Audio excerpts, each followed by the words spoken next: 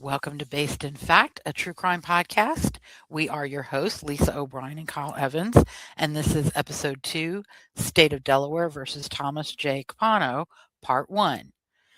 On June 27, 1996, Marie Fahey, the scheduling secretary for Delaware Governor Thomas Carper, went to dinner with Thomas J. Capano, a local attorney and the son of a prominent real estate developer and construction company owner in Wilmington, Delaware. The last time anyone saw Anne Marie alive was at the restaurant in Philadelphia. After a lengthy joint and state federal investigation in 1997, Capano's brother Gerry admitted that he'd helped his brother dump Annie's body in the Atlantic Ocean. In part 1, we'll talk about the investigation, Capano's 1998 trial, his conviction on January 17, 1999, and his direct appeal. And good afternoon, Kyle. How are you doing? Good afternoon. How are you, Lisa? Pretty good. Freezing. Ah, We have our second weekend of super cold weather. Uh, yeah, I know. It's warmer today, but it was really cold yesterday. yeah, I think y'all had a little bit colder weather than we did last week and weekend.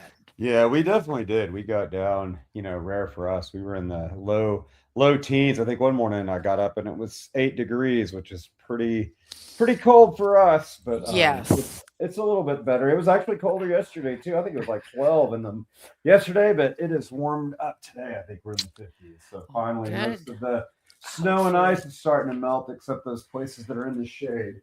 Mm-hmm. Yeah. All right. Well, we're surviving our free trial of life in Alaska. All right. So let's get this started. We'll, of course, always start with our victim, Anne Marie Sinead Fahey. She was born January 27th, 1966, in Wilmington, Newcastle County, Delaware.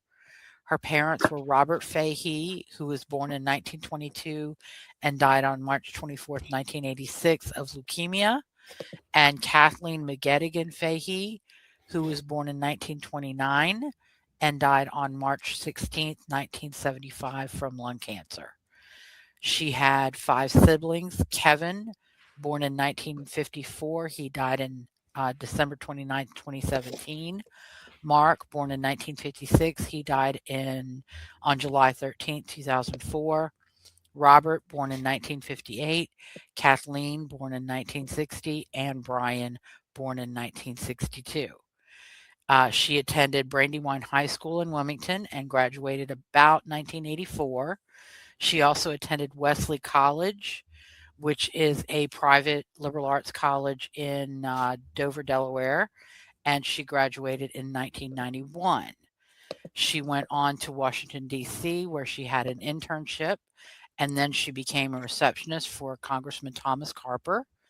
When he was elected governor in 1993, she became his scheduling secretary. She never married and she had no children, and her cause of death was a gunshot wound to the back of the head. Perpetrator is Thomas Joseph Capano. He was born October 11th, 1949, in Wilmington, Newcastle County, Delaware. His parents were Louis Joseph Capano, who was born in 1923 and died February 4th, 1980. His mother was Marguerite A. Maglione Capano. She was born in 1923 and died, ironically, on February 4th, 2013. His siblings are Marion, who was born in 1944, the only sister. Louis Jr., born in 1951. Joseph Michael, born in 1952, and he passed away August 10th, 2025. And Gerard, also known as Gerry, born in 1963. Capano attended Archmere Academy, which is a Catholic school in Wilmington. He graduated circa 1967.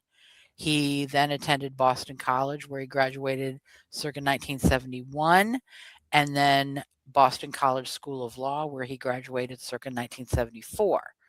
He was admitted to the Delaware Bar in 1975. He served as a public defender, deputy attorney general prosecutor, Wilmington city solicitor, general counsel to Governor Michael N. Castle from 1985 to 1993, a political consultant and advisor, and an attorney, managing partner at Saul, Ewing, Remick, and Saul LLP, which is a well-established old Philadelphia firm that expanded into Delaware in the early 1980s. Well, in He which that, I mean, I don't know if everybody's a geography expert, but Delaware is effectively a suburb of Philadelphia. no, only Wilmington, only the It's not northern that big. Newcastle Is there anything else? County, only Is it northern New. Delaware? Is it Delaware? Like, or no, I guess it's Rhode Island is like physically the smallest state, but Yeah, Delaware's pretty close. Newcastle County is effectively a suburb of Philadelphia. You're right there. Yeah.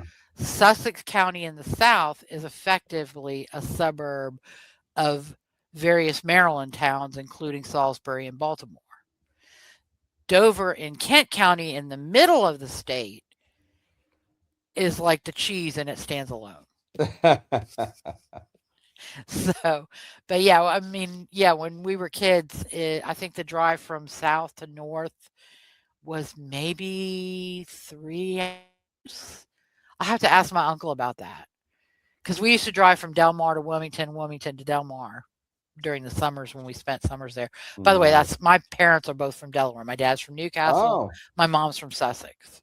I think, yeah, I think you're the first person I have known with a connection to Delaware. Hmm. Yeah, well, I know because there's not that many of us floating around. All right. I mean, so, but anyway, Capano was married to Kathleen M. Ryan on June 12th, 1972. They separated in September of 1995 and divorced on December 4th. The divorce was final on December 4th, 1998. He has 4 daughters, or had 4 daughters: Christine Louise, born in 1980, Catherine Elizabeth, born in 1982, Jennifer Marie, born in 1983, and Alexandra Michelle, born in 1985. Emotional mental state, he was sadistic, controlling, and manipulative, violent. Um, and, when he didn't get his way, he was like Dr. Jekyll and Mr. Hyde. Mm. Because he could be very, Yeah, very he seems like charming. a guy. And Yeah, he seems then like a guy that's probably not used to being ever told no. prior crimes, I have NA, but he did, when a woman rejected him, he did harbor thoughts of harming her, either himself or through an intermediary. And then his victim was Marie Fahey, and just a spoiler alert, he died on September 19th, 2011 in Smyrna, Delaware, while still imprisoned. His cause of death was a heart attack, and his manner of death was natural causes. So the crime. The victim, again, Marie Fahey. This occurred June 27th, 1996. It was at Capano's home at 2302 Grant Avenue in Wilmington, Delaware, 19806, and that is in Newcastle County. Marie's life wasn't easy. On March 16, 1975, her mother died, leaving Annie's distraught father, Robert, as her sole guardian. Robert struggles with alcohol, and the chaotic life that created for Annie likely led to her struggle with eating disorders. As the youngest of 6, Annie was soon the only child left in the house as her brothers and sister Kathleen graduated and went off to college. In 1984, after graduating from high school, Annie moved to Dover, Delaware to attend Wesley College, a private liberal arts college. On March 24th, 1986, Annie's father died and she lost her second parent. Life went on for Annie. She attended a semester of college in Spain prior to graduating in 1991. Then it was off to Washington, D.C. for an internship. She initially served as an aide and eventually a receptionist in the office of Congressman Thomas Carper. When Carper was elected governor of Delaware in 1993, Annie joined his team as his scheduling secretary. It was there that she met Thomas Capano, a former deputy attorney general and legal advisor to former Governor Michael Castle. Capano was the eldest son in an affluent and influential Italian American family in Wilmington. Capano's brother Louis Jr. and Joseph followed their father Louis Sr. into the family's construction and real estate development businesses. The youngest, Gerry, used the family's money to pursue hobbies including sport fishing. Capano chose a career in law, serving as a public defender, deputy attorney general, and Wilmington city attorney. In 1994, Capano joined the Wilmington, Delaware office of Saul Ewing as a managing partner. The firm Saul Ewing, Remick and Saul LLP was founded in Philadelphia in 1921. During Annie's relationship with Capano, which began in 1993, she was torn. She'd fallen in love with Capano on her birthday in January 1994, but he was still married and the father of 4 daughters. She may not have known that Capano's marriage to Kay had begun to break down in the early 1990s due to Capano's numerous affairs. In 1981, Capano began a long-term affair with Deborah McIntyre, a private school administrator. In the 1980s, he tried to hire someone to hurt a secretary who rejected him. Capano held himself out as a pillar of the community and a devoted husband and father. To the casual observer, he was intelligent and charming. In private, he was manipulative and controlling, and when he didn't get his way, he was violent and abusive. During their relationship, Capano was alternatively critical and controlling and loving and supportive of Annie. She trusted him and shared her secrets, only to have him threaten to use them against her or use them to control her. In September 19... Yeah, he was a peach, let me tell you. And if you read any of the books about this case, for example, Anne Rule, oh my gosh. This is barely scratching the surface. Just leave it at that. In September 1995, when Capano officially separated from his wife and moved out of their house, Annie must have felt trapped.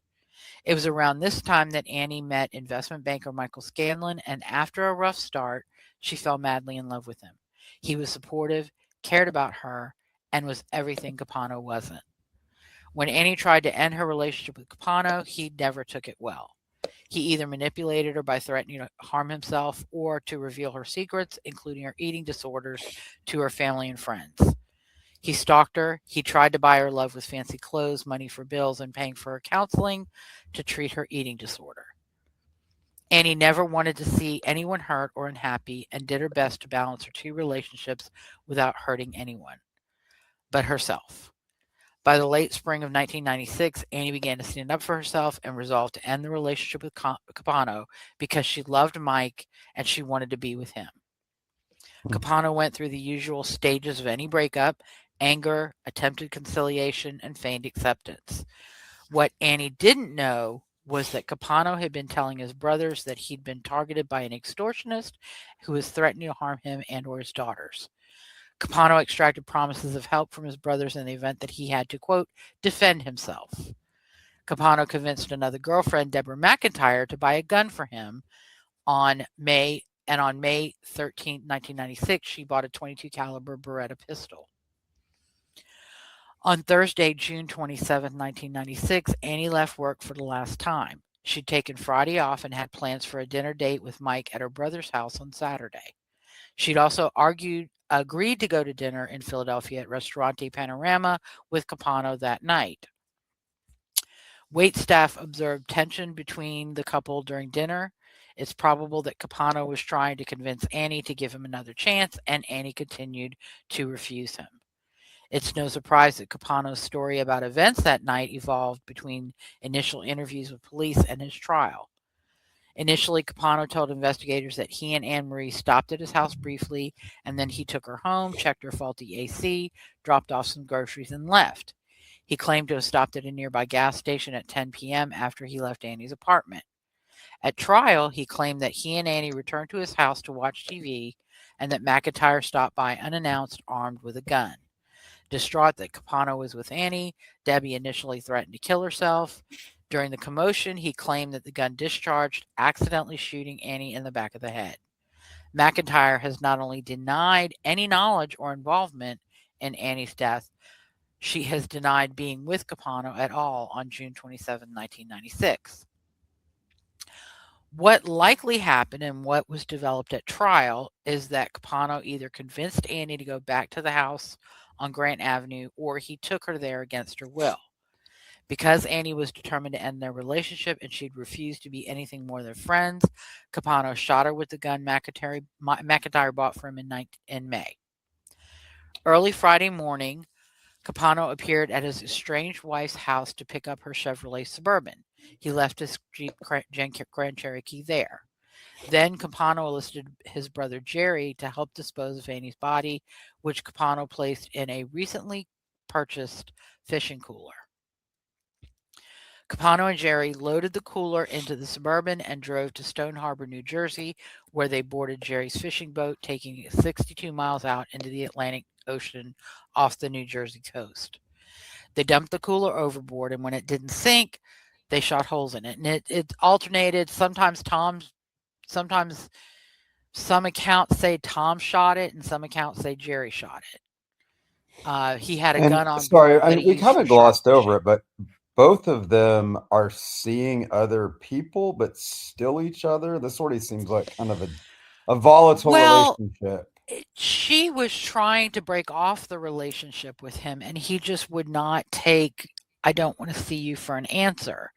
And like I said, he could be charming. So he probably convinced her, hey, we can just be friends. I'm fine with that. And I Gotcha. don't think she knew about his affair with McIntyre or any of the Uh, other women that he was with. I So, gotcha.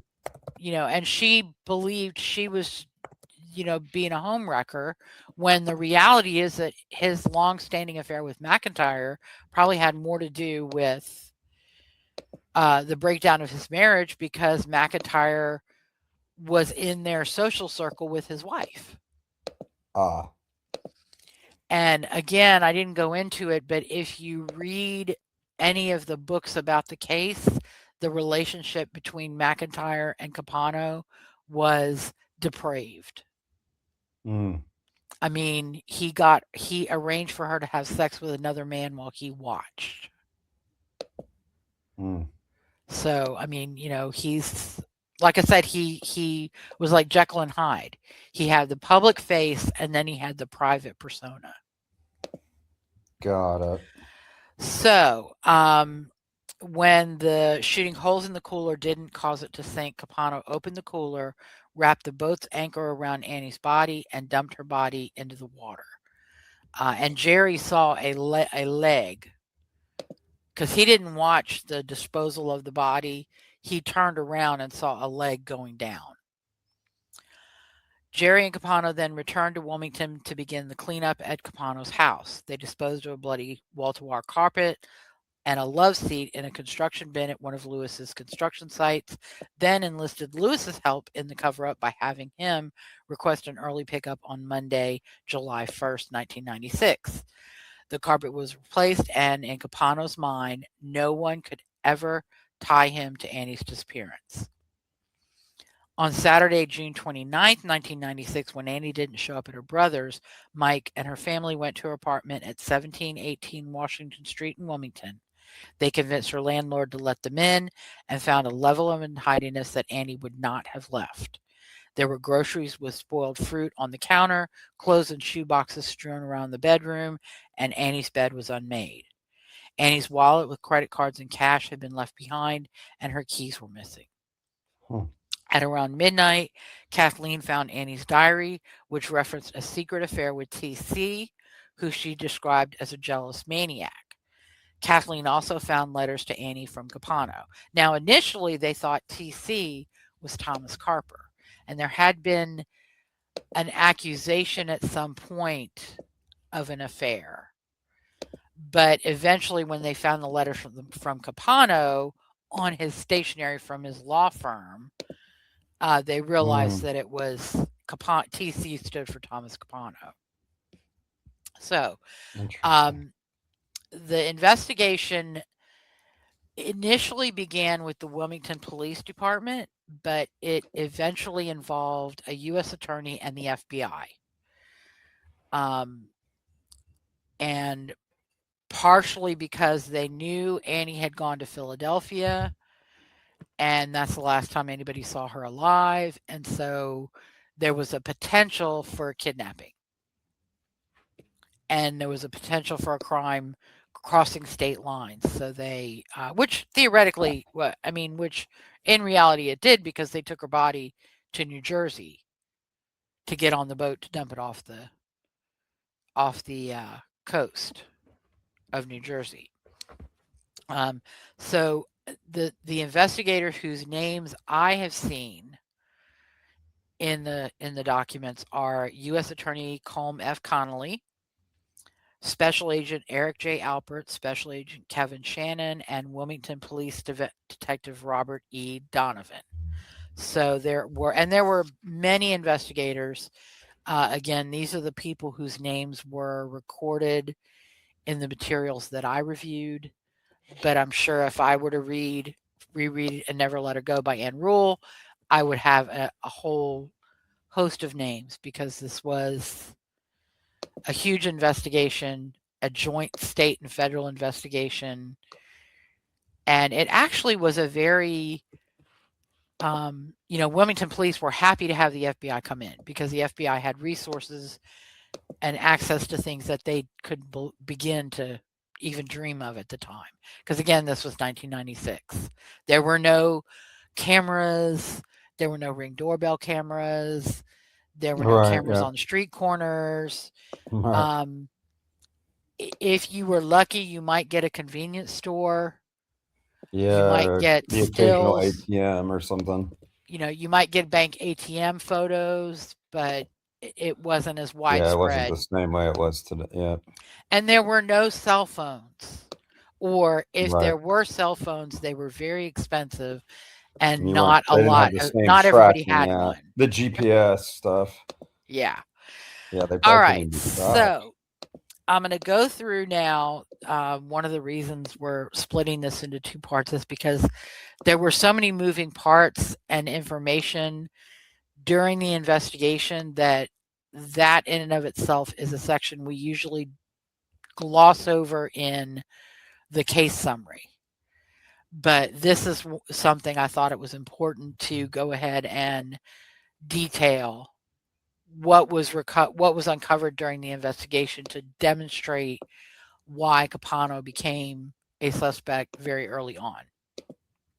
So, first is a piece of evidence. On June 29th, 1996, Capano purchased new carpet and padding to replace the bloody wall-to-wall carpet that he disposed of. The Wilmington Police Department did do an informal search on June 30th, 1996, of 2302 Grant Avenue and the Jeep Grand Cherokee. Of course, they didn't know that he'd borrowed the Suburban. Capano was interviewed on June 30th, 1996. He said that he and Annie went to dinner in Philadelphia on June 27th. They left the restaurant at 9:30 p.m., stopped briefly at his house to pick up a gift and some groceries, that he dropped Annie off at her apartment at 10 p.m. He said he stopped at a Getty station to buy a pack of cigarettes after leaving Annie's apartment. Capano revealed Annie's struggles with depression, anxiety, and anorexia to investigators, and told them that she talked about suicide. He also painted Annie as a, quote, airhead and very unpredictable. He said she'd planned to go to the seashore that weekend, and that she'd probably just left without telling anyone. On June 30th, 1996, he retained counsel, Charles M. Oberly III, and I believe Joseph A. Hurley. And there may have been other attorneys who worked with Oberly, but I don't have their names. Another piece of evidence is that a neighbor on June 30th saw Capano cleaning out a Suburban. They interviewed, or they sought a second interview with Capano on July 1st, and he seemed agitated and stated that he wished that he had not said some of the things he told the officers earlier that were private in nature.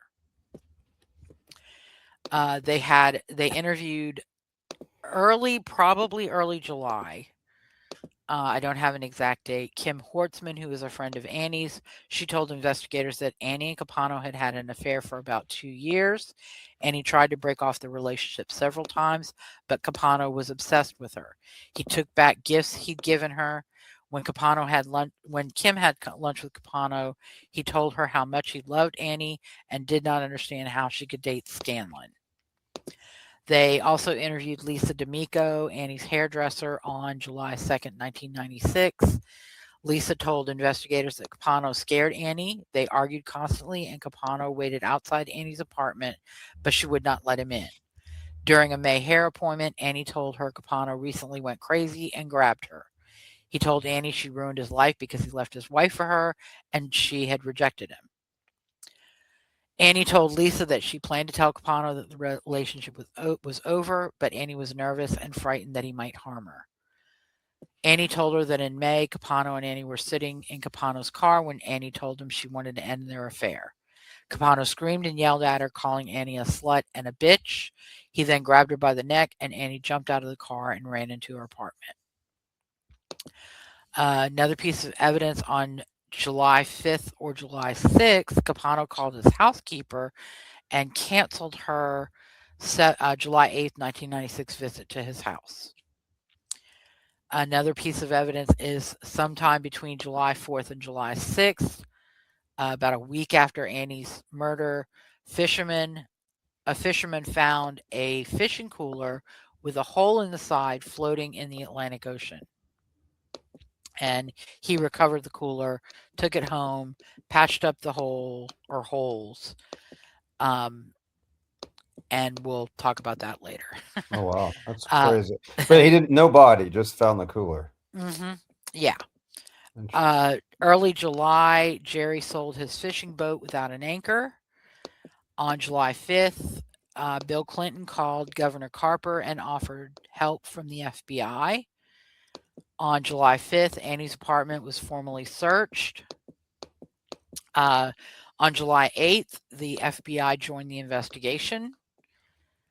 On another, in July sometime, I'm not sure the date, Jill Morrison, another friend of Annie's, told investigators that Annie told her about the affair with Capano and described him as possessive, controlling, psychotic, and in need of counseling. Annie said that sometime in 1996, Capano picked her up in his car for a drive, locked the doors, and refused to let Annie out of the car.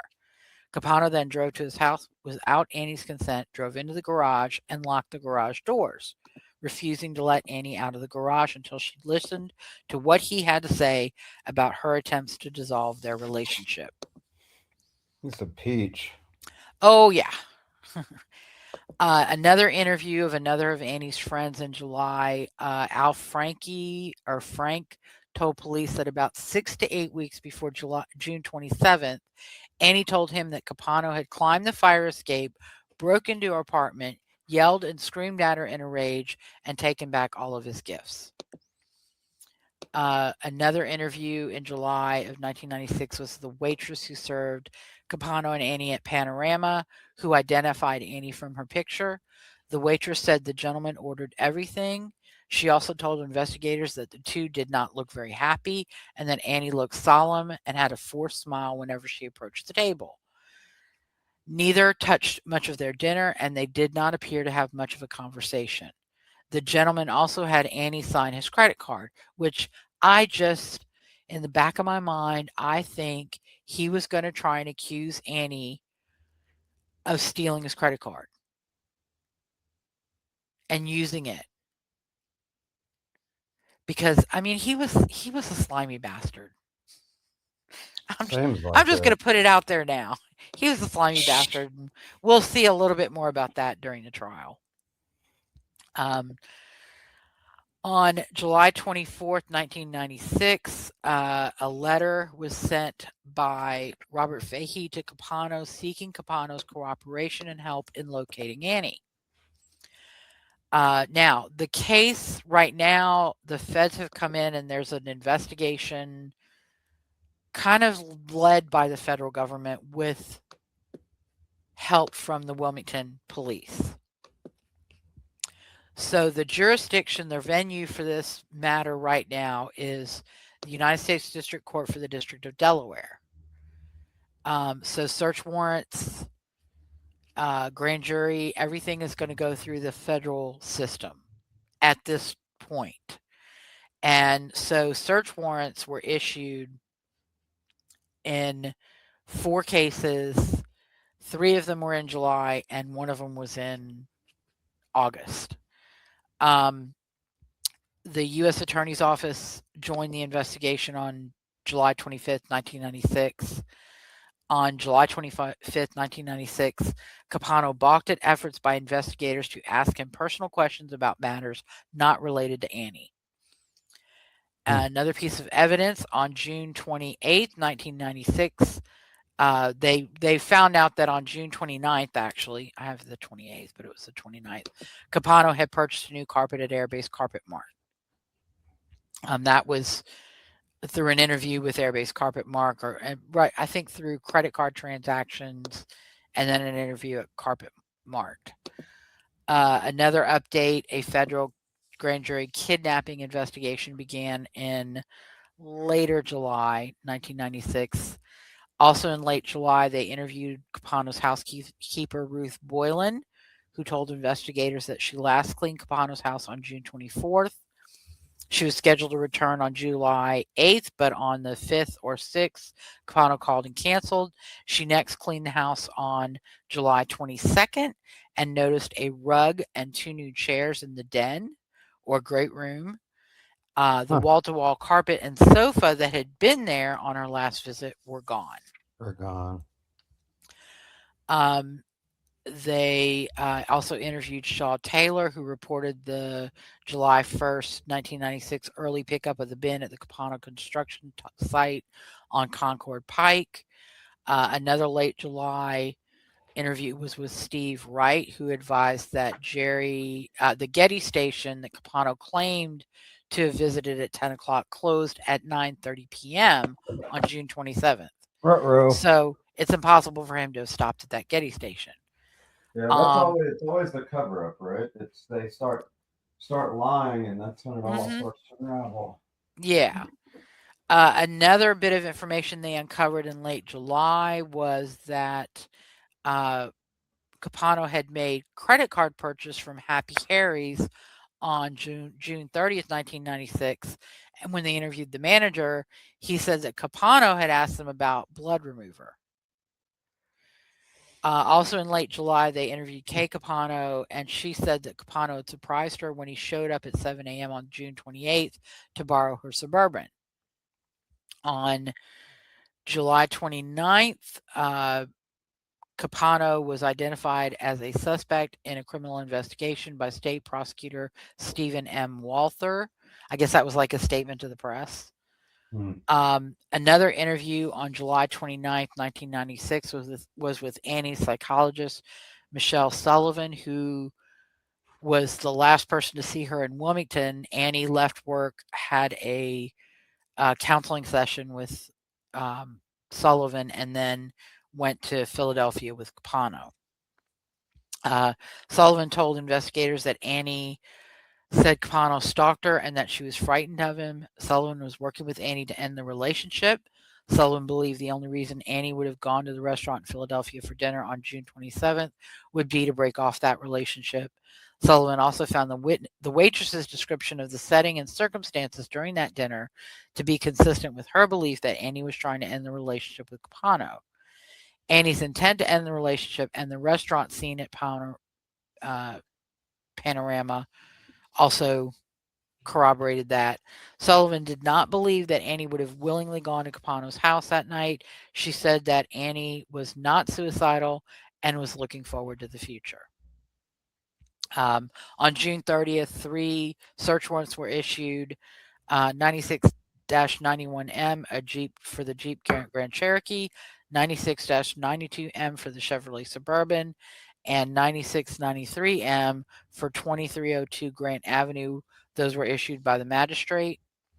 An order was entered also granting the government's motion to seal those warrants and the supporting documents and the motion to seal. Uh, a search pursuant to that warrant was to the warrants was conducted on July 31st, 1996, over 11 hours at the house and in the two vehicles. And in the house, in the great room, they found 2 drops of blood. A target letter was sent on August 5th, 1996, to Capano through his attorneys. I'm thinking Charles Oberly.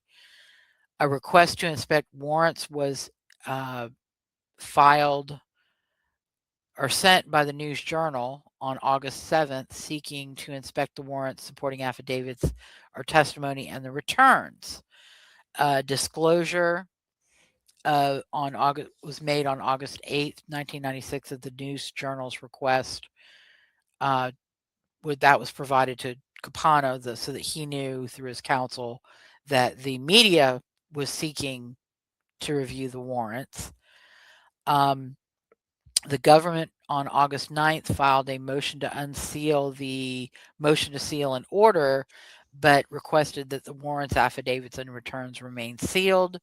An order was entered granting the government's motion on the same date. Another search was conducted at 2 local landfills for the carpet, love seat, and other evidence, and that search was unsuccessful. That was over 4 days between August 12th and August 16th. On August 14th, 1996, the News Journal filed a motion to intervene and unseal the search warrants. On August 16th, a 4th search warrant was issued, 96-102M, for blood, head hair, and pubic hair from Capano. On August 21st, the Philadelphia Newspapers, Inc. filed a motion to join the News Journal's motion to intervene and unseal. A telephone conference was held on August 23rd and the media motions to intervene was granted. Capano's counsel advised that he would not intervene, file a response, or take a position regarding the motion to unseal. On August 23rd, blood and hair for DNA was seized from Capano. And luckily, it's not on here, but they had a reference sample from Annie. I think she had recently donated blood. Oh, wow. And so they had a reference sample from her because in 1996, without a follicle, you couldn't get DNA from hair, and it was iffy even then because there wasn't enough material for the testing methods that they used at that time.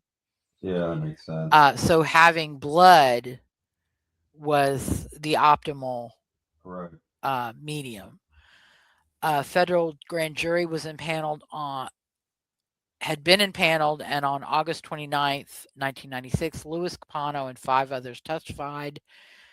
I wish I knew exactly what happened, but that's usually sealed, and I haven't come across any of that information in any of my research. Although, again, I'm sure Ann Rule has it because she usually embedded herself with the prosecution. And I believe in the Capano case, she heard about the disappearance and embedded herself. Interesting. So, late July, Capano had created a timeline of June 27th, 1996, at the request of his attorneys. Even though he was a lawyer, he thought he was slick, but he wasn't smart. Because what Yeah, he it's always, I did, mean, I always think anybody commits a crime, but I don't know. I always think lawyers would be a little bit smarter and realize, you're probably. well, I think the problem is he thought he was slick and he'd been getting away with things for all of his life, probably. Because I Yeah, think the Capano brothers used their father's position and prominence to kind of run buck wild. And then after he died, they ran even bucking wilder. yeah. And maybe next week we're going to talk about some of the things that they had gotten up to in their I mean, youth and I mean, yeah, adulthood. obviously a lot of people do stupid things, but Yeah. I don't know. Naive. I would think you know that if you're having an affair with her, you have to be like suspect number one. So anyway, so thinking he was slick, Capano didn't want the media to find this file in his office and be able to read it. So he goes and puts it in his neighbor Timothy Fry's office and puts it on a shelf with other files. And then, for some dumb reason, he tells Fry that the file's in his office. And he put it there because he was afraid the media would find it. And then Fry, of course, curious, says, I want to see what's in this file. So he finds the file and looks at it. And the problem is when you disclose something like that to a third party, you obliterate any privilege or work product or anything that Right. would prevent others from having access, or especially the government and criminal prosecution from having access to that. So, so he tells them the file's there, and he within a month, Fry's retrieved the file and looked at it. So then on September 4th, 1996, oral arguments held in district court on the motion to unseal search warrants.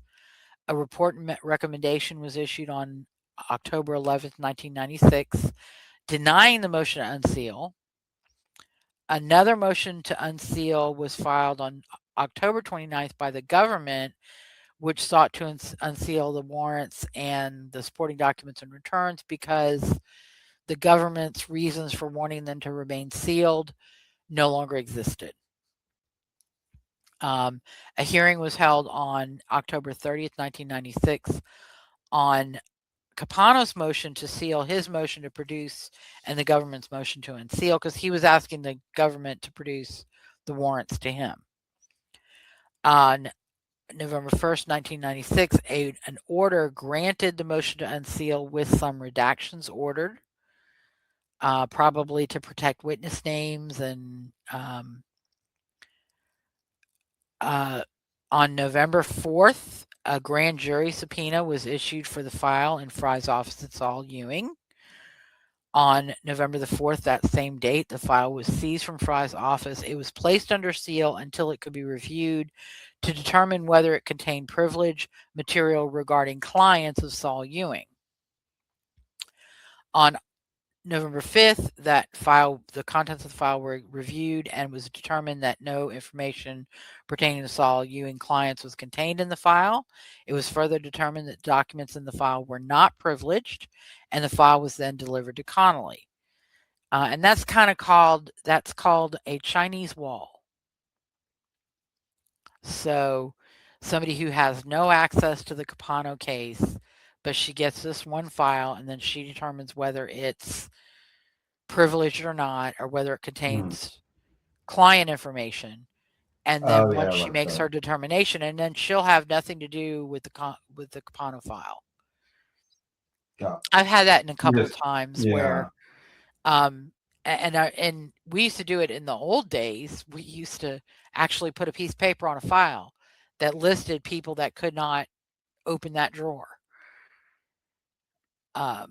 So to keep potential, people with potential conflicts from being Right. involved in cases that they shouldn't be involved in. On November 6, 1996, Capano's attorneys claimed they learned of the seizure of the timeline from Fry's office.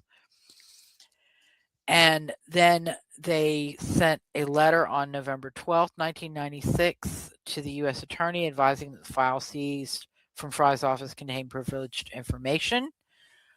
On November 14th, 1996, Attorney General M. Jane Brady assigned Ferris W. Wharton to the case and selected U.S. Attorney Colm Connolly to assist him. So this is the state Attorney General. And this is when they're preparing for a state prosecution, because the evidence that they're developing is that the murder probably occurred in Wilmington. On November 26, 1996, Connolly responded to Capano's counsel's letter and stated that the government did not believe the attorney-client privilege or work product doctrine protected the materials contained in the file, and they suggested that the issue be taken up with the court. On December 13, 1996, an opinion was issued by the U.S. District Court affirming the magistrate's order unsealing the search warrants and denying Capano's motion to produce, and staying that the order was stayed 10 days pursuant to appellate procedure rules. On December 30th, there was a telephone conference between Connolly and Oberly regarding the applicability of the attorney work product and attorney-client privileges to the seized documents in the file from Fry's office. A probable cause affidavit was unsealed on January 3rd, 1997, which basically revealed that the FBI suspected that Capano killed Annie in his home on June 27th. And disposed of evidence. On January 22nd, 1997, a letter was sent by Oberly, again requesting that the government return the documents in this file seized from Fry's office, or to send Oberly a letter stating the government's opposition to his assertion of those privileges. Connolly responded on February 25th, 1997, denying the production request, contending that the documents were not privileged and that in any event, Capano waived any privilege when he placed the file in Fry's office, which is true. Motion to compel was filed on March 14, 1997 by Capano, seeking an order compelling the government to return the file from Fry's office. On June 27, 1997, a memorandum of opinion regarding that motion was entered in the district court, in federal district court. The attorney-client privilege did not offer any protection to the file. It nevertheless found the file was attorney work product because Capano was acting as attorney's agent in creating the file in preparation of litigation. However, Capano waived the work product protection based on both disclosure and timeliness grounds. In particular, because Capano had revealed the presence of the file to Fry and had stored it in Fry's unlocked and easily accessible office, the district court held that Capano disregarded the risk that an adversary might obtain the file and thus had waived the work product privilege. Alternatively, Capano waived the work product privilege by waiting nearly 4 months to file a motion to compel the return of the seized materials.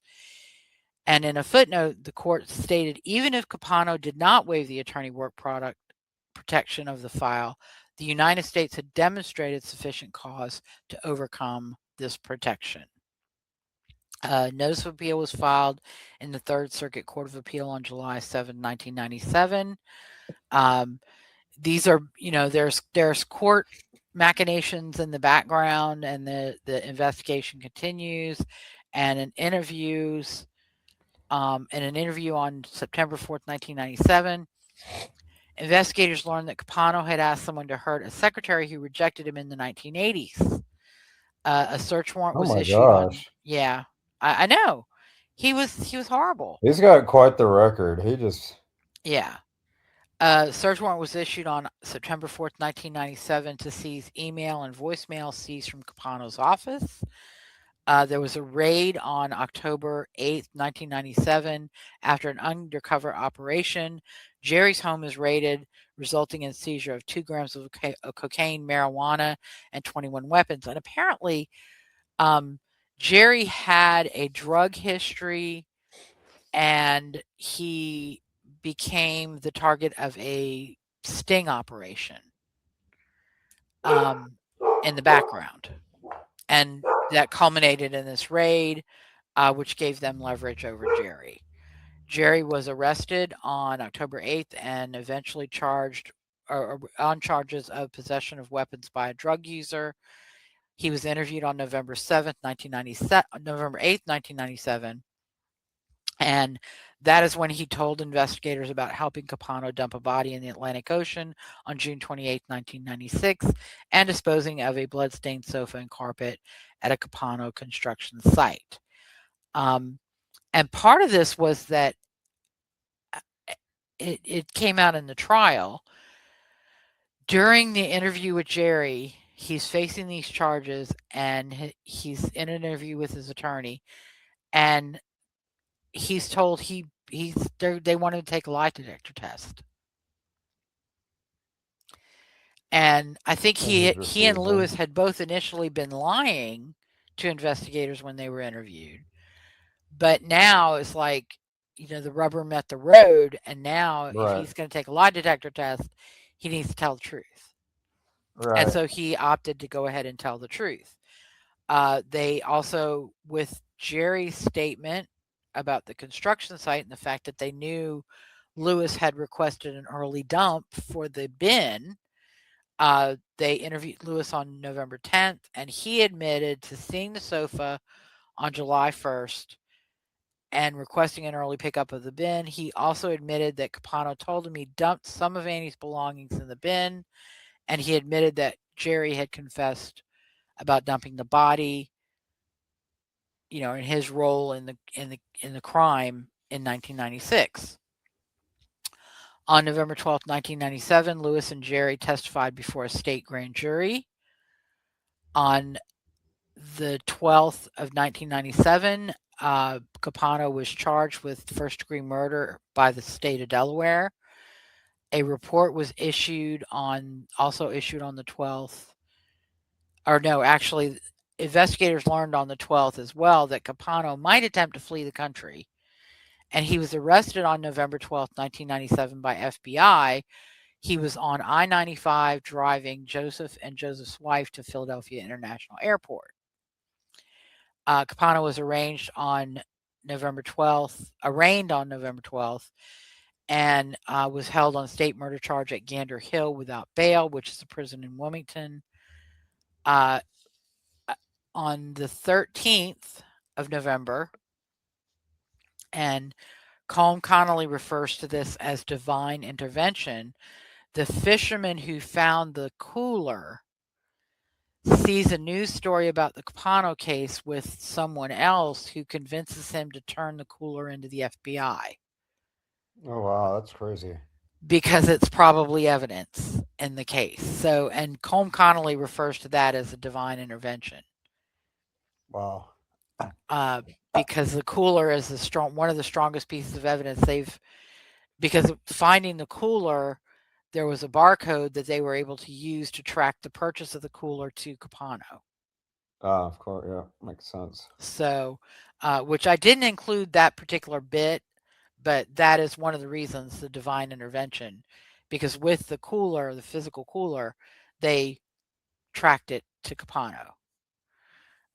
Because sometimes in an investigation, you find a little piece, and that leads you to another little piece, which leads you to another little piece.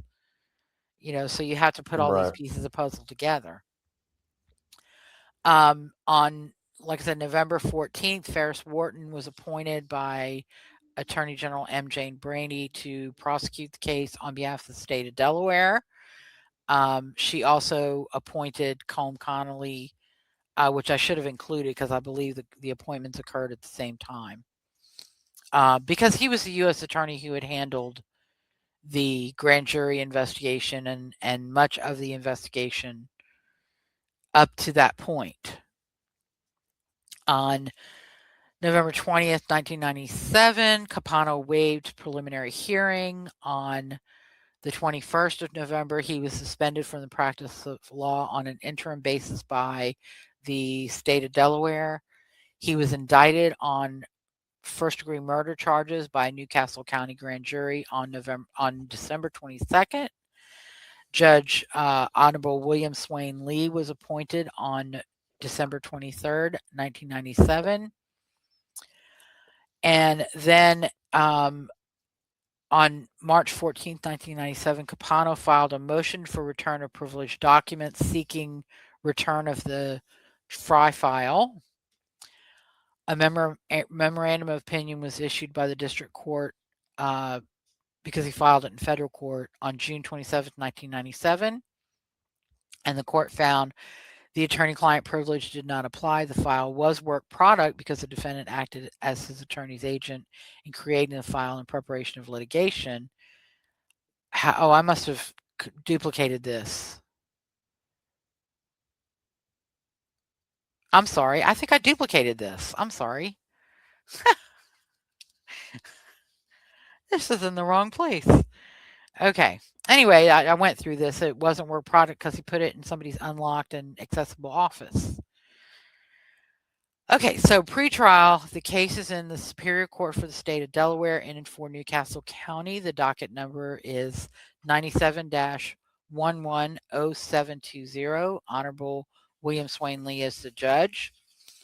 Counsel for Capano are Charles M. Oberly III, Eugene J. Mora Jr., Joseph S. O'Terry, and John F. O'Donnell. Also, I think John Hurley was at this point still representing Capano, but he withdrew prior to the trial beginning. The great Seinfeld actor was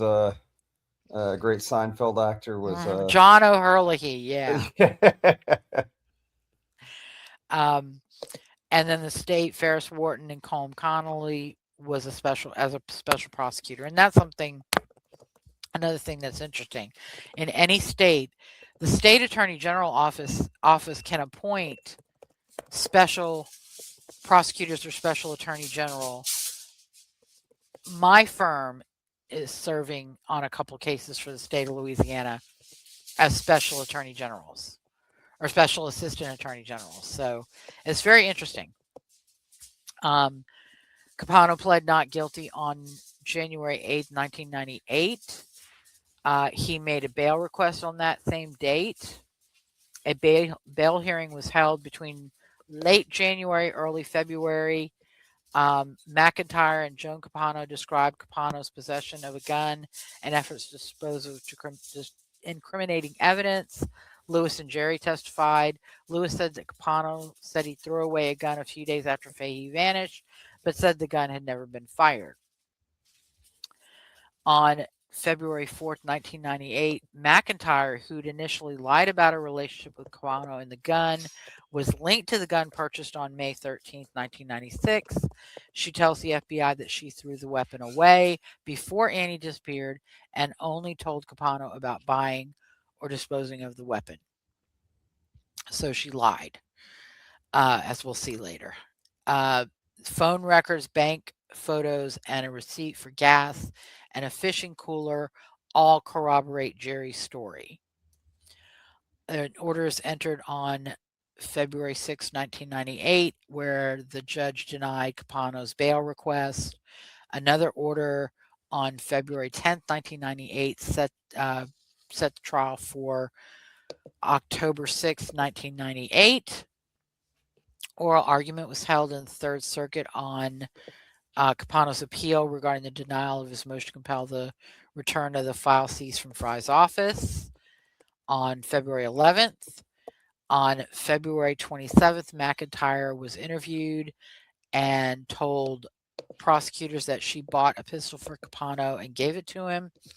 She also said Capano told her he took a boat ride with Gerry on June 28, 1996, a detail that he had omitted from the alibi seized from Fry's office by investigators. She also agreed to make secret tapes of his calls from prison. In March of 98, they interviewed Wilfred Tito Rosa, a cocaine dealer incarcerated with Capano, who told prosecutors that Capano offered him $100,000 to kill McIntyre and Gerry. They interviewed, again, sometime in March 1998, Nicholas Perillo, a convicted burglar and forger, who told prosecutors that Capano plotted to have McIntyre's home burglarized. He also said, "Jesus, I think the bastard killed her." An opinion was issued by the Third Circuit on March 13th, 1998, in which it held that we reiterate that the district court did not abuse its discretion in determining that Capano waived his attorney work product privilege with regard to the seized documents by failing to file a timely motion to compel their return. Within a few weeks after the seizure of the file, Capano was on notice both of the seizure and of the government's unwillingness to recognize his attorney work product privilege with regard to the seized file. Yet he waited nearly 4 months to seek a judicial vindication of his claim of privilege. This delay is inconsistent with the purpose behind the attorney work product privilege, and thus the district court did not abuse its discretion in determining that Capano's delay waived the privilege. In view of the aforesaid, we will affirm the order of June 27th, 1997. Circuit Judge McKee issued a concurring opinion. He concurred with the holding of the majority and wrote separately to first say that they should reject the assertion that the government had established good cause to overcome the protection of privilege, and because he believed that his colleagues' apparent concern for eliminating any taint from the ongoing investigation was misplaced. And his concurring opinion went a little bit more into the Chinese wall and having it reviewed, how that kind of made it look like the government knew that they were doing something wrong. But ultimately, he concurred in affirming the denial of the return of the file. On May 1st, 1998, Capano filed a motion to suppress evidence in the state court. That is going to be referred to as the May 1st, 1998 motion. He sought to suppress all evidence seized and all testimony relating to evidence seized from his residence and motor vehicles on or about July 31st, 1996. And he attacked the search warrants executed on July 31st, 1996, whereby evidence was seized from defendants' residents and motor vehicles. And I think one of his positions was the federal government should have never been investigating the case.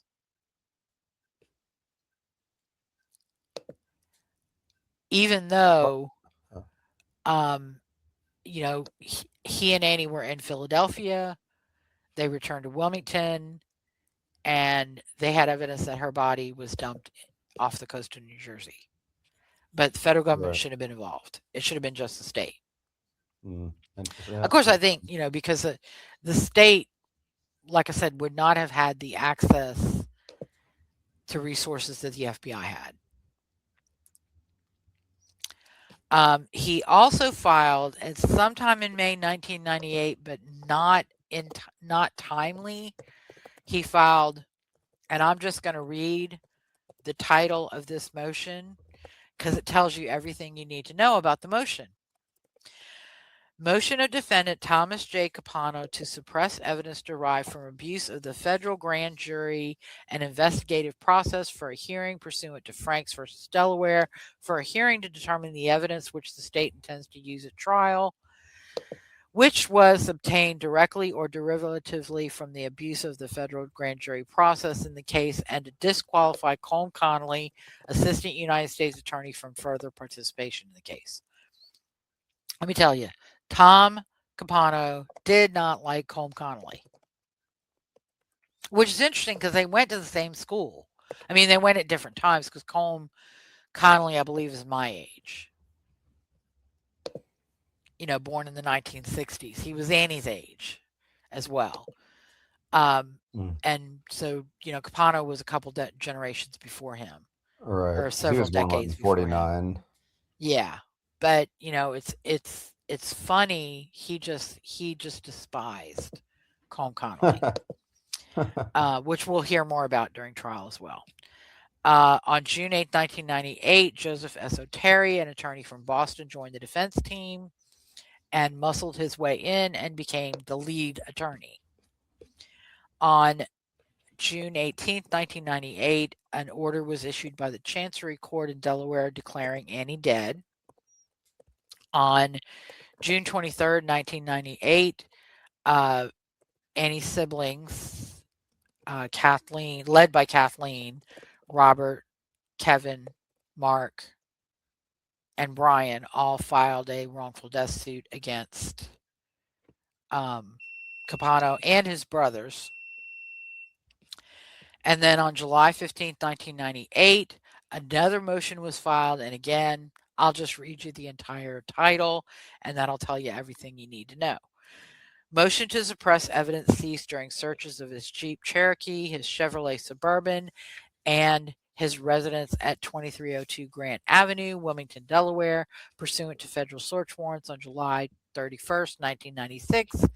Any evidence derived from the seizure from him of blood and hair samples pursuant to a federal search warrant issued on August 16, 1996, and any and all evidence from a search of the law firm of Saul, Ewing, Remick, and Saul pursuant to a federal search warrant issued on September 4th, 1997. On August 31st, 1998, Capano was charged with 3 counts of criminal solicitation for the plots to burglarize McIntyre's house and to kill McIntyre and Gerry. Those charges never really went anywhere. I don't think he ever pled. I don't think he ever was tried. They were just out there. A memorandum opinion was issued by Judge Lee on September 21st, 1998. Capano had filed a motion to suppress timeline document. I don't know when that was filed, and I couldn't find anything to where to put it in the timeline, so I didn't do it. But the motion was submitted, meaning briefing was concluded, and any hearings that were going to be held had been held by July 31st, 1998. Judge Lee found that if the state had not obtained the timeline document before the prosecution began, then Rule 16 would preclude the state from obtaining it now. However, this matter cannot be resolved in a vacuum. What occurred before the present prosecution is relevant and impacts on defendants' assertion of the work product doctrine in these proceedings, and the decisions of the District Court and Third Circuit Court of Appeals are compelling. In this case, I find, as did the District Court, that the document constituted attorney work product. I adopt the portion of the District Court's opinion in re grand jury matter, supra, at 12, which pertains to this issue, and I admitted the quote. I also find, as did the District Court, that leaving the documents in Mr. Fry's office constituted disclosure of the documents. Defendant, an attorney with a working knowledge of the law, had to know that anyone, including Mr. Fry, could have reviewed the documents. Defendant did not have an attorney-client privilege with anyone in his firm, and consequently, once someone other than defendant or his attorney reviewed the documents, then they were subject to disclosure to defendant's adversary. Defendant could not have had any reasonable expectation that Mr. Fry or others would not review the documents, even if he told Mr. Fry not to look at them. Consequently, defendant consciously disregarded the possibility that an adversary might obtain them. And that's a quote from in re grand jury matter. By doing so, defendant waived the right to assert the applicability of the work product doctrine. In addition, defendant did not seek to compel the return of the documents until 4 months after its seizure.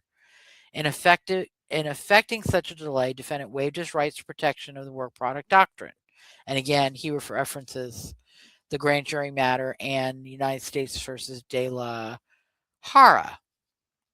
Once defendant waived his right to assert the protection of the doctrine, he waived it with respect to the subsequent proceedings. Defendant lost the right to assert the privileges through his own action and inaction. And in a footnote, the court stated the court rejects defendant's attempts to place the blame on the state for the defendant's predicament. Finally, the judge said Rule 16 would prevent the state from obtaining the document if defendant had not previously provided it to the state by way of his disclosure and waiver. However, whereas here defendant's disclosure and inaction gave the federal government access to the document, Rule 16 does not come into play. In conclusion, and for the foregoing reasons, defendant's motion to suppress the timeline document is denied. It is so ordered. Then on September 30th, 1998, the judge issued a memorandum of opinion on the 3 motions, the May 1st, 1998, the abuse motion, which was the second long title, and the suppression motion, which was the third long title motion. Um, and basically, he found that two of the three motions were procedurally barred because they weren't timely filed, but he decided to review them on the merits anyway. And then he made multiple findings of fact and conclusions. Um, First of all, he finds that O'Terry acknowledged in his oh wait, no, that's on why it wasn't timely, which I'm not going to go into. Um, on the suppression motion, he found that there was probable cause for the federal government to believe that the federal crime of kidnapping had occurred. Consequently, the grand jury investigation and search warrants are valid. Because the premise of defendant's abuse motion and suppression motion fail, the motions were denied, and his motion just he also found all three motions were either procedurally barred or lacked substantive merit and were denied. Another order was issued on the 26th of October 1998, limiting access to certain juror information.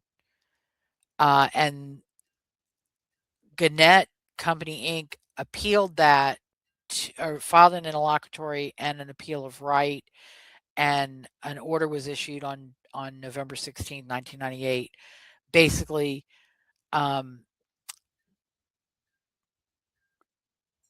uh,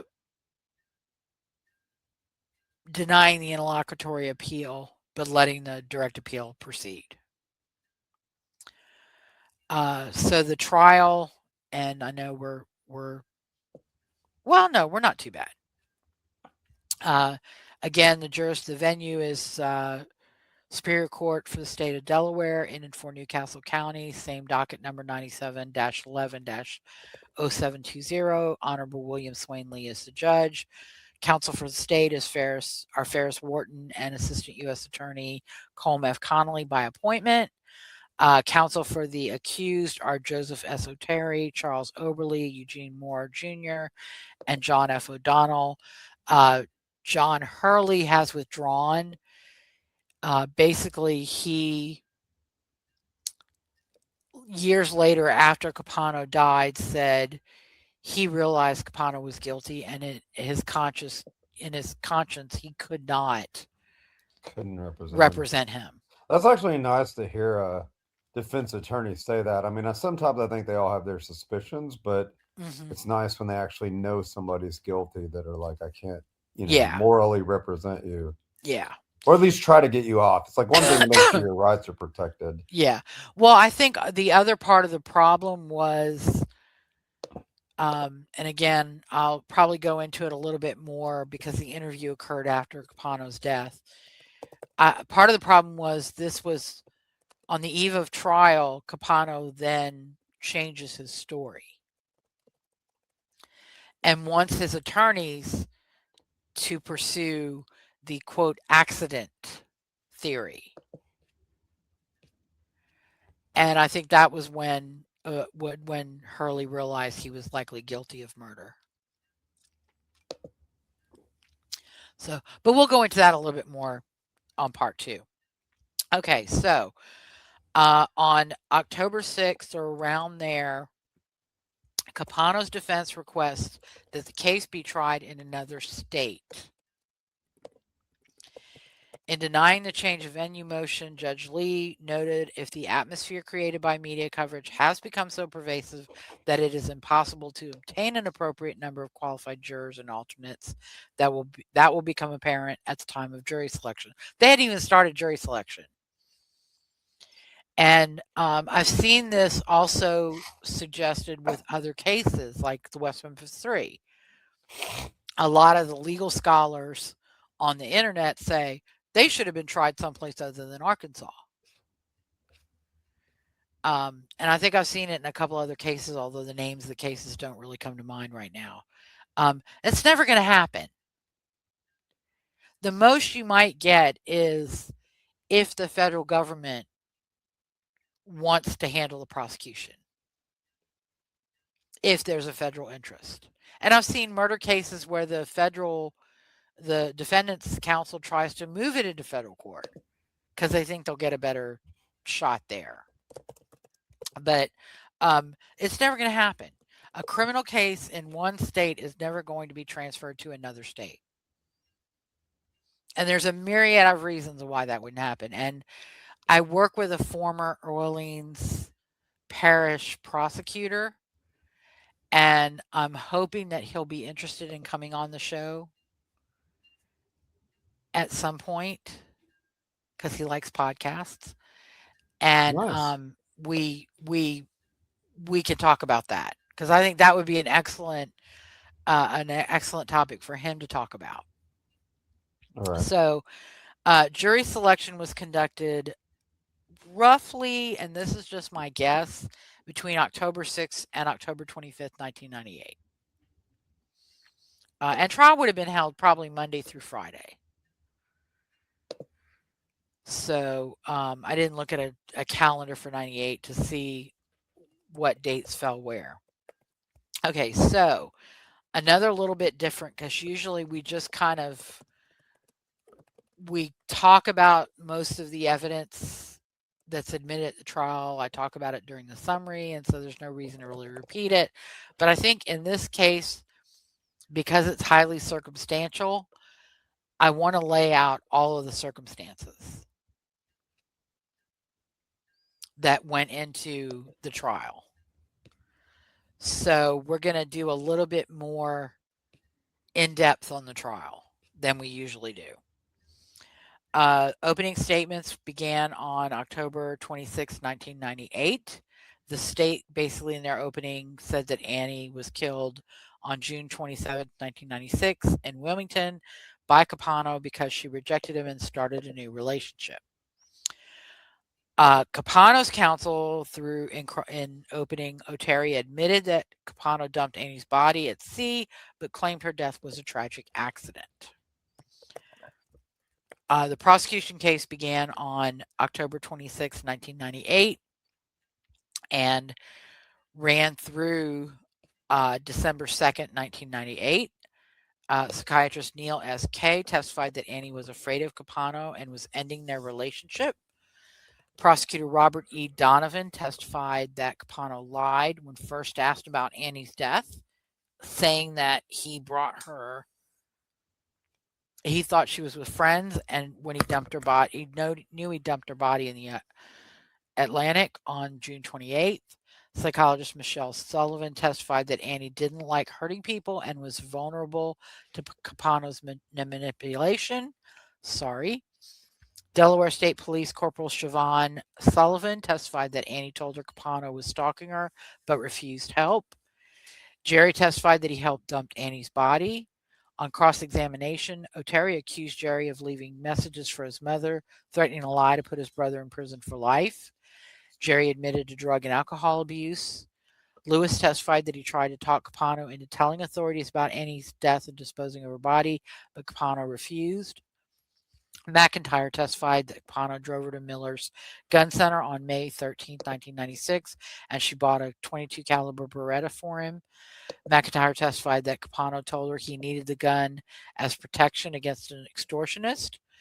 McIntyre testified that Capano later confided details about the cooler's use and pressured her to lie about the gun.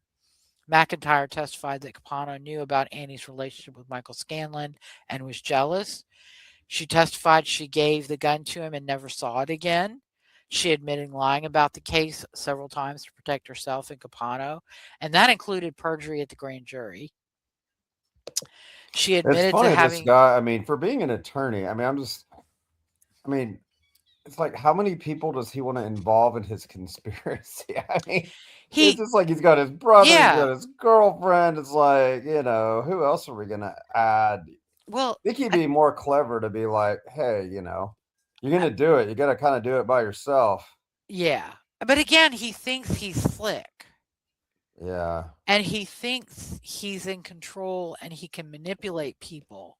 and that everybody's going to just believe him because of who his family was and who Right. he became and the public persona that he, put out there. And, but he doesn't realize that his warts are going to be exposed. Um, let's see.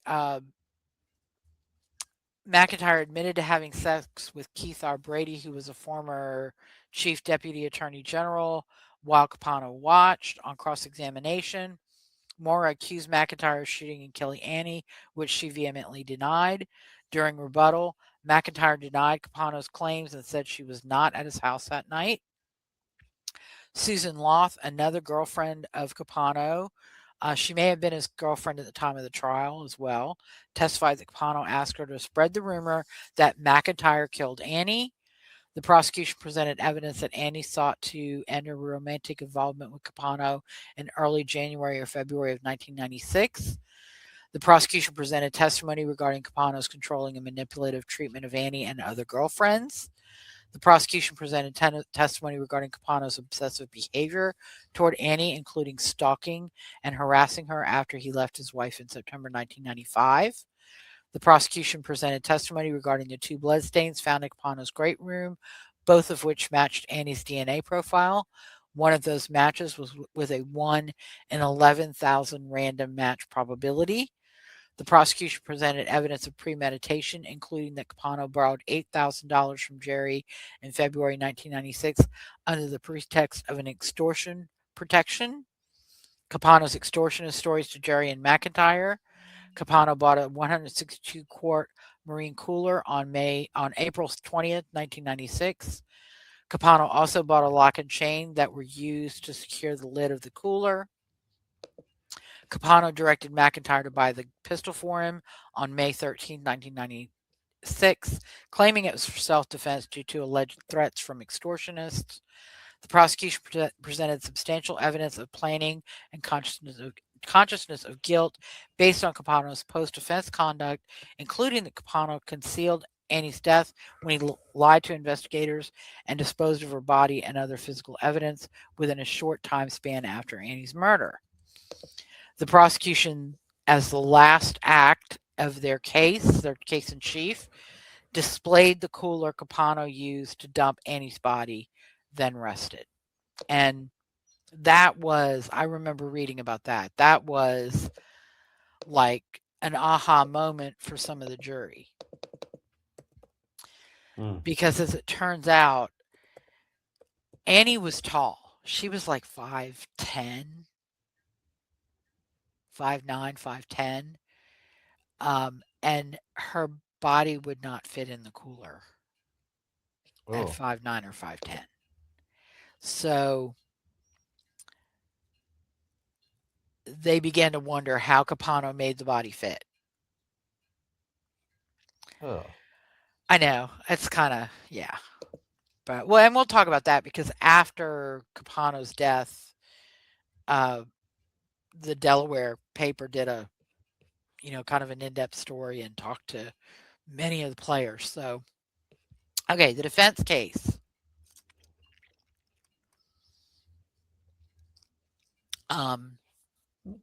Began on December 7th.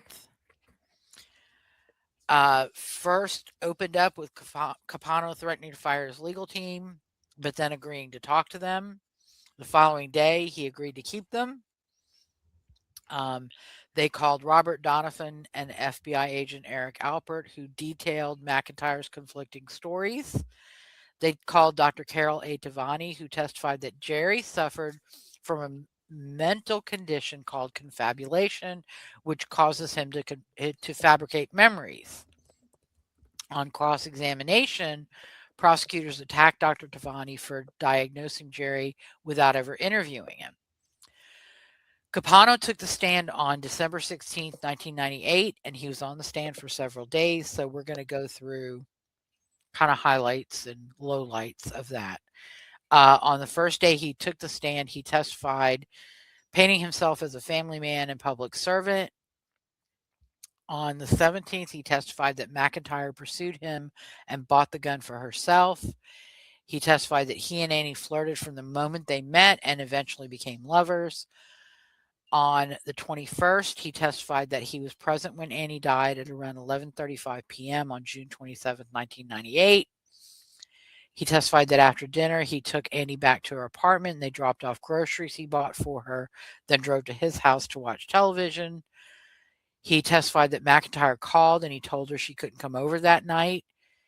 Around 11:05 p.m., McIntyre burst in while Capano was seated next to Annie on the love seat in the great room. McIntyre was distraught. He said Annie, who had taken off her pantyhose because of the heat, began putting her pantyhose back on and said she wanted to leave. McIntyre pulled out the gun and threatened to shoot herself, and Capano says he grabbed her arm, causing the gun to discharge. He claimed that Annie was shot behind the right ear and died instantly. He denied shooting Annie. He claimed he and McIntyre tried to save her by performing CPR and realized that she was gone. He claimed that he was protecting himself and McIntyre when he failed to call 911. He made sure McIntyre was all right, then sent her home. He claimed placing Annie's body in the cooler and burying her at sea was done to protect himself and McIntyre. He tried to clean the love seat, then discarded it on June 28th. He admitted to going to Annie's apartment to stage it to look like she'd been there, which shows he didn't even know her because he made it, he messed things up in a way that Annie would have never left it that way, which immediately told her family something was not right. Right. He admitted to enlisting Gerry to dump the weighted cooler off the Atlantic coast near New Jersey on June 28th. He explained his post-incident actions like leaving a voicemail to his law firm at 12:05 and a star 69 call from Annie's apartment as efforts to establish an alibi and normalcy. I don't have it on there, but he tried to say that the chains he purchased were for snow, to put on his tires for snow, but he didn't buy any hooks to secure the chains. And I think the one chain he bought wasn't enough for all four tires. If you're buying chains, you're going to buy four chains for four tires, or at least two chains for two tires, but not a single chain. And again, he bought nothing to secure the chains to the wheels, to the tires. Right. He also tried to claim that his country club sent out a letter telling members to purchase locks for their lockers, but no such letters had ever been sent out. He framed his silence and cover up as panicked choices to shield McIntyre due to lingering affection rather than consciousness of guilt for murder.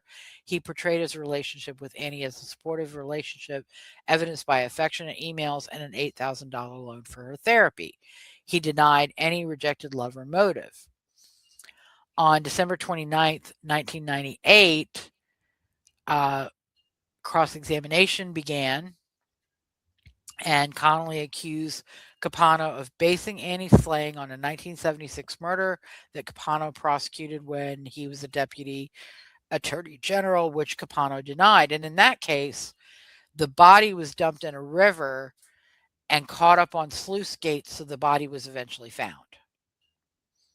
So it wasn't a no-body prosecution. And people should remember, in this particular case, they had no body, because Annie's body was never found. So to get the murder conviction, it without a body is, of course, one of the problems is for Capano, at least, are the strong circumstances.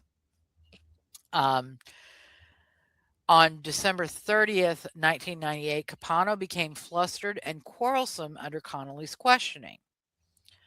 On January 4th, 1999, Capano testified that he wanted to tell police what happened, but was afraid after federal investigators got involved. During his cross-examination, Connolly barraged Capano with questions in an effort to unravel his carefully woven tale. Connolly accused Capano of manipulating family members to back up his story. And at this point, Capano lost his shit. When Connolly said, "Let's talk about your daughters," Capano exploded. "Don't ask me questions about my children."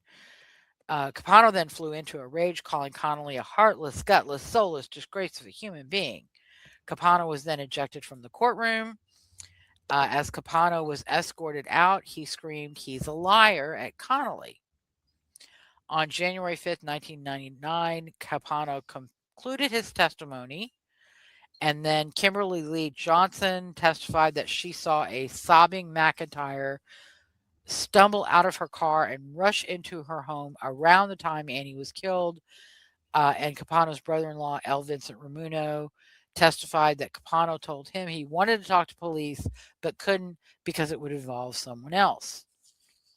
There was rebuttal because Capano had talked about receiving the letter from Robert Fahey and said it looked like it was written by an attorney, so he didn't pay much mind to it. And so Robert Fahey came on and testified that, this was the letter he wrote and read the letter, which proved that Capano was totally wrong, that it wasn't written by an attorney, it was written by Robert Fahey, who I think was in real estate. Closing arguments were held on January 13th, 1999. The state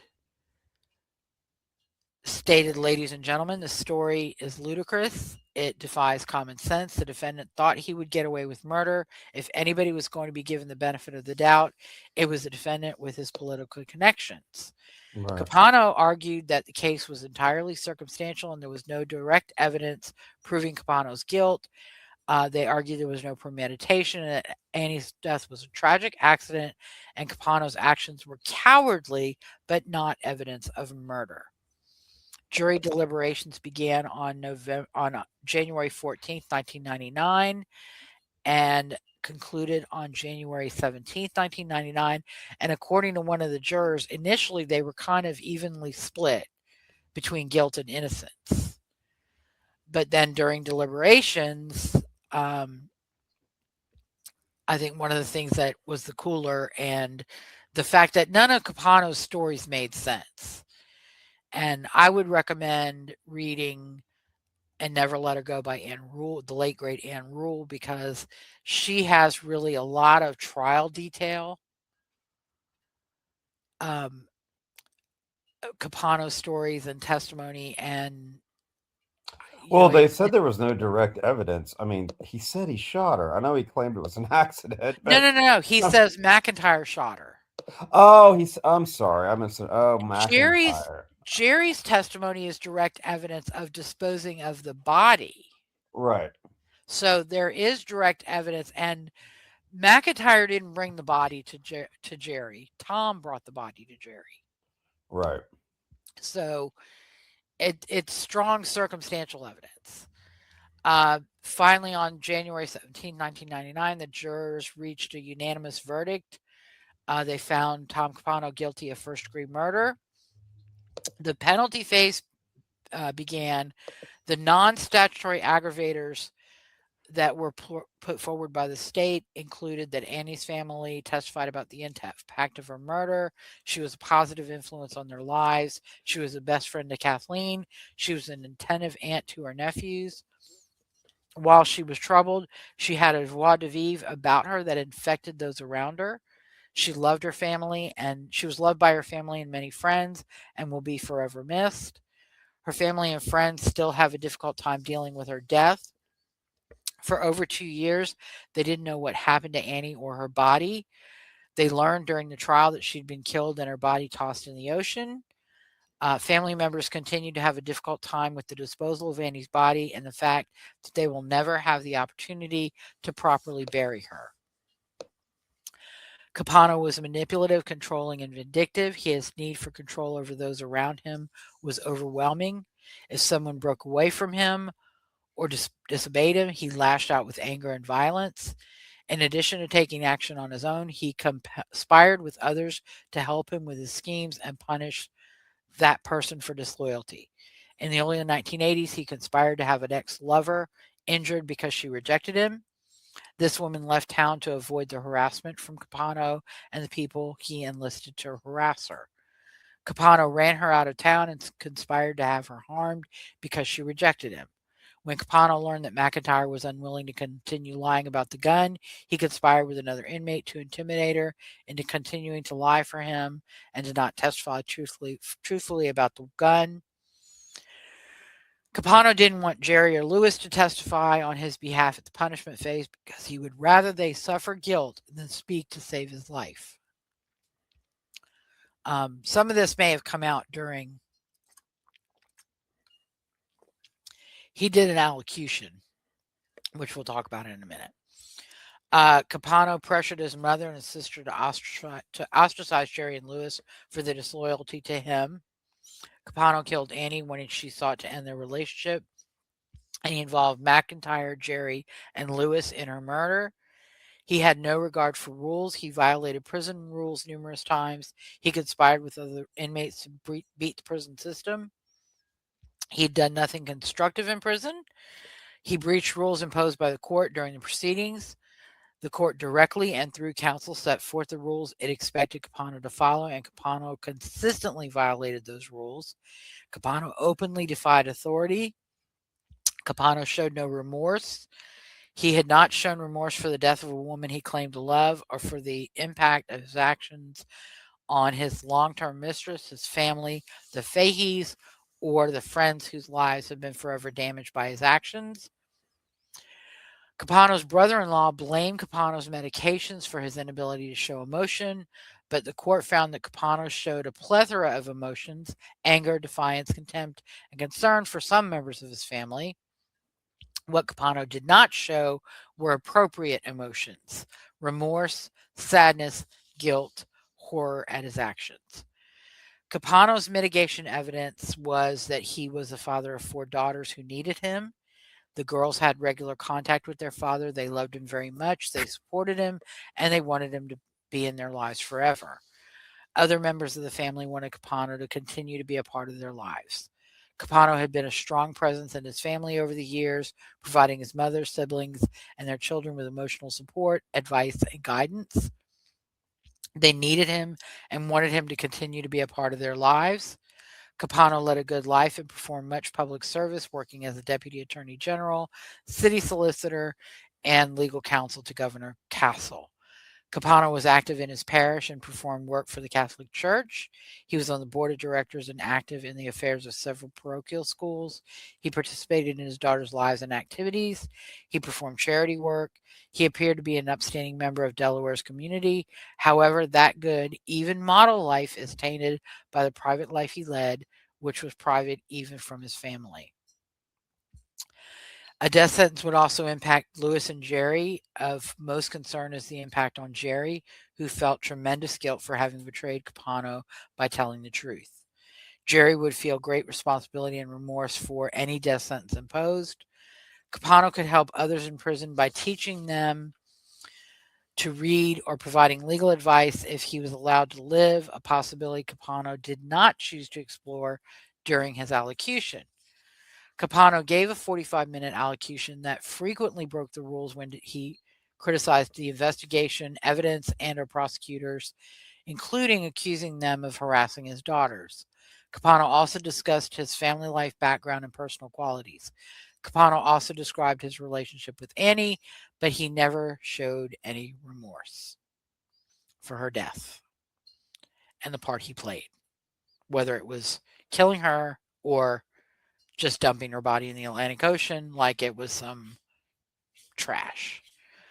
Statutory and aggravating circumstances were found by the jury on January 28, 1999, that the murder was premeditated and the result of substantial planning, but that was only 11-1. It was not unanimous.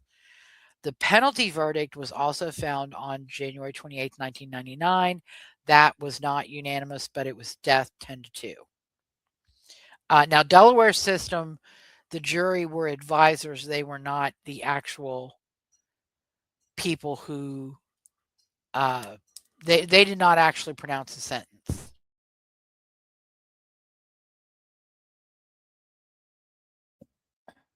Who does? The jury in in those systems, Arizona, Florida, and Delaware, the jury made a recommendation of punishment that the judge could either follow or reject. So, in Oh, other gotcha. words, the jury could say death, unanimous, and the judge could find and impose a life sentence in those systems. Um, Now, if a jury found life sentence, I don't think that the judge could have imposed a death sentence, but it's possible that he could have. I'm not 100% sure. Got it. So, but they weren't unanimous, and that will come into play. Spoiler alert.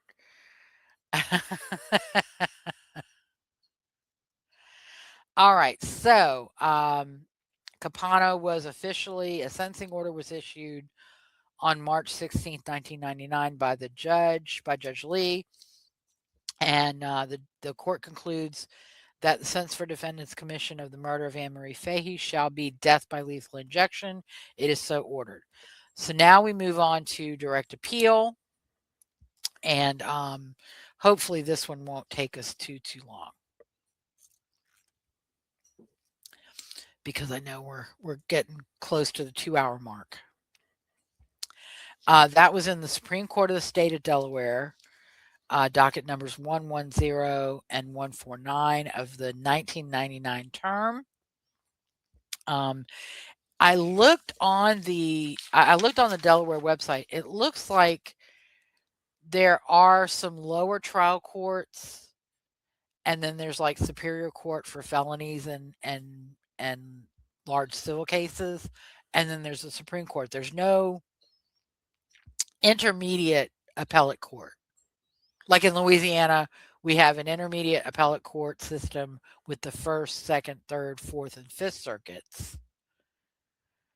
And then we have the Louisiana Supreme Court. And Texas has intermediate appellate courts Right. and the Texas Court of Criminal Appeals or Texas Supreme Court. So, Capano's counsel for the appeal were the direct appeal. They list Oberle, Ramuno, but I don't know that they necessarily played much role. The main attorney was Joseph M. Bernstein. Capano's counsel also included Nathan Z. Dershowitz and Alan M. Dershowitz, Victoria B. Iger, and Paul Schechtman. So these were all retained counsel. They were not. Capano had millions on his own, and his family had millions. The appeal, the state was represented still by Ferris W. Wharton, Lauren C. Myers, and her name is spelled, or his name, because Lauren, Loren, could be a man, is spelled alternately Meyers and Myers in the records. So I picked Mey. Timothy J. Donovan Jr., Thomas E. Brown, and Elizabeth R. McFarland. An automatic appeal was docketed on March 22nd, 1999. Capano also filed a notice of appeal on April 9th, 1999. So that's why there are two numbers. The appeals were consolidated.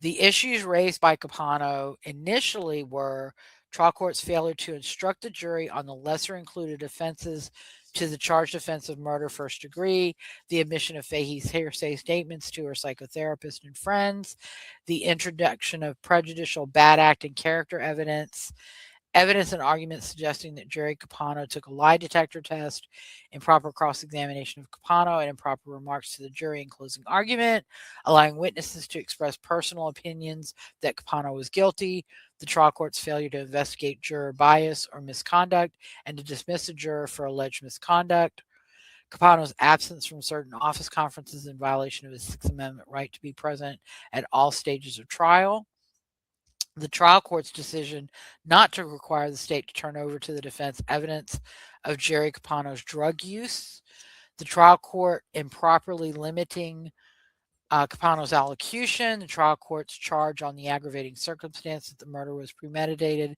and the result of substantial planning was erroneous. Delaware's death penalty statute is unconstitutional because it does not require unanimous jury findings with respect to aggravating circumstances. Imposition of the death penalty in this case is disproportionate to the penalty imposed in other cases. The trial judge was not impartial and therefore reversal is required, or in the alternative, a remand to develop facts related to this issue is required.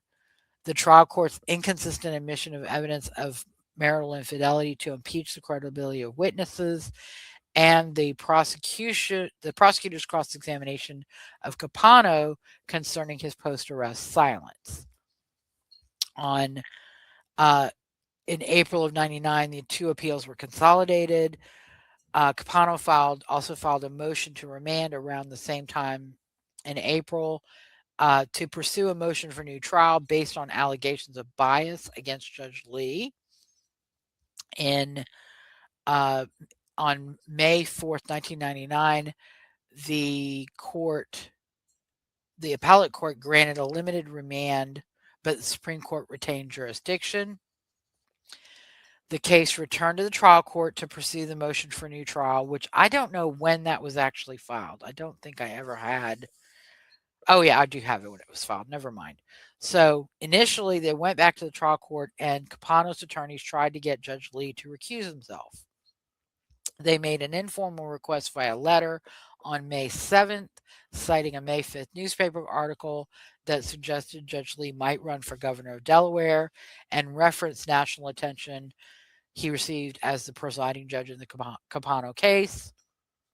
On May 10th, Judge Lee entered an order or in some form denied the recusal request, noting that the pending motion for new trial required the attention of the judge who presided over the trial, and his ability to impartially address the issues had not been affected by the trial's impact on other aspects of his life. A second recusal request was made on May 18th, 1999, citing again numerous articles that appeared in publications between May 15th, 1998 and May 6th, 1999. Capano did submit his new trial motion. Oh, wait, no. The new trial motion was submitted after briefing and argument on July 25th, 1999. So I don't know when the new trial was filed and what issues were raised other than the allegations based on the recusal request. A formal motion for recusal was also filed on August 20th, 1999. And this may have been an attempt at Capano's direction by his attorneys to kind of run the clock, because he did receive an execution date which was stayed during the direct appeal. So the longer you can make the direct appeal last, the longer you can prevent the state from seeking another execution date.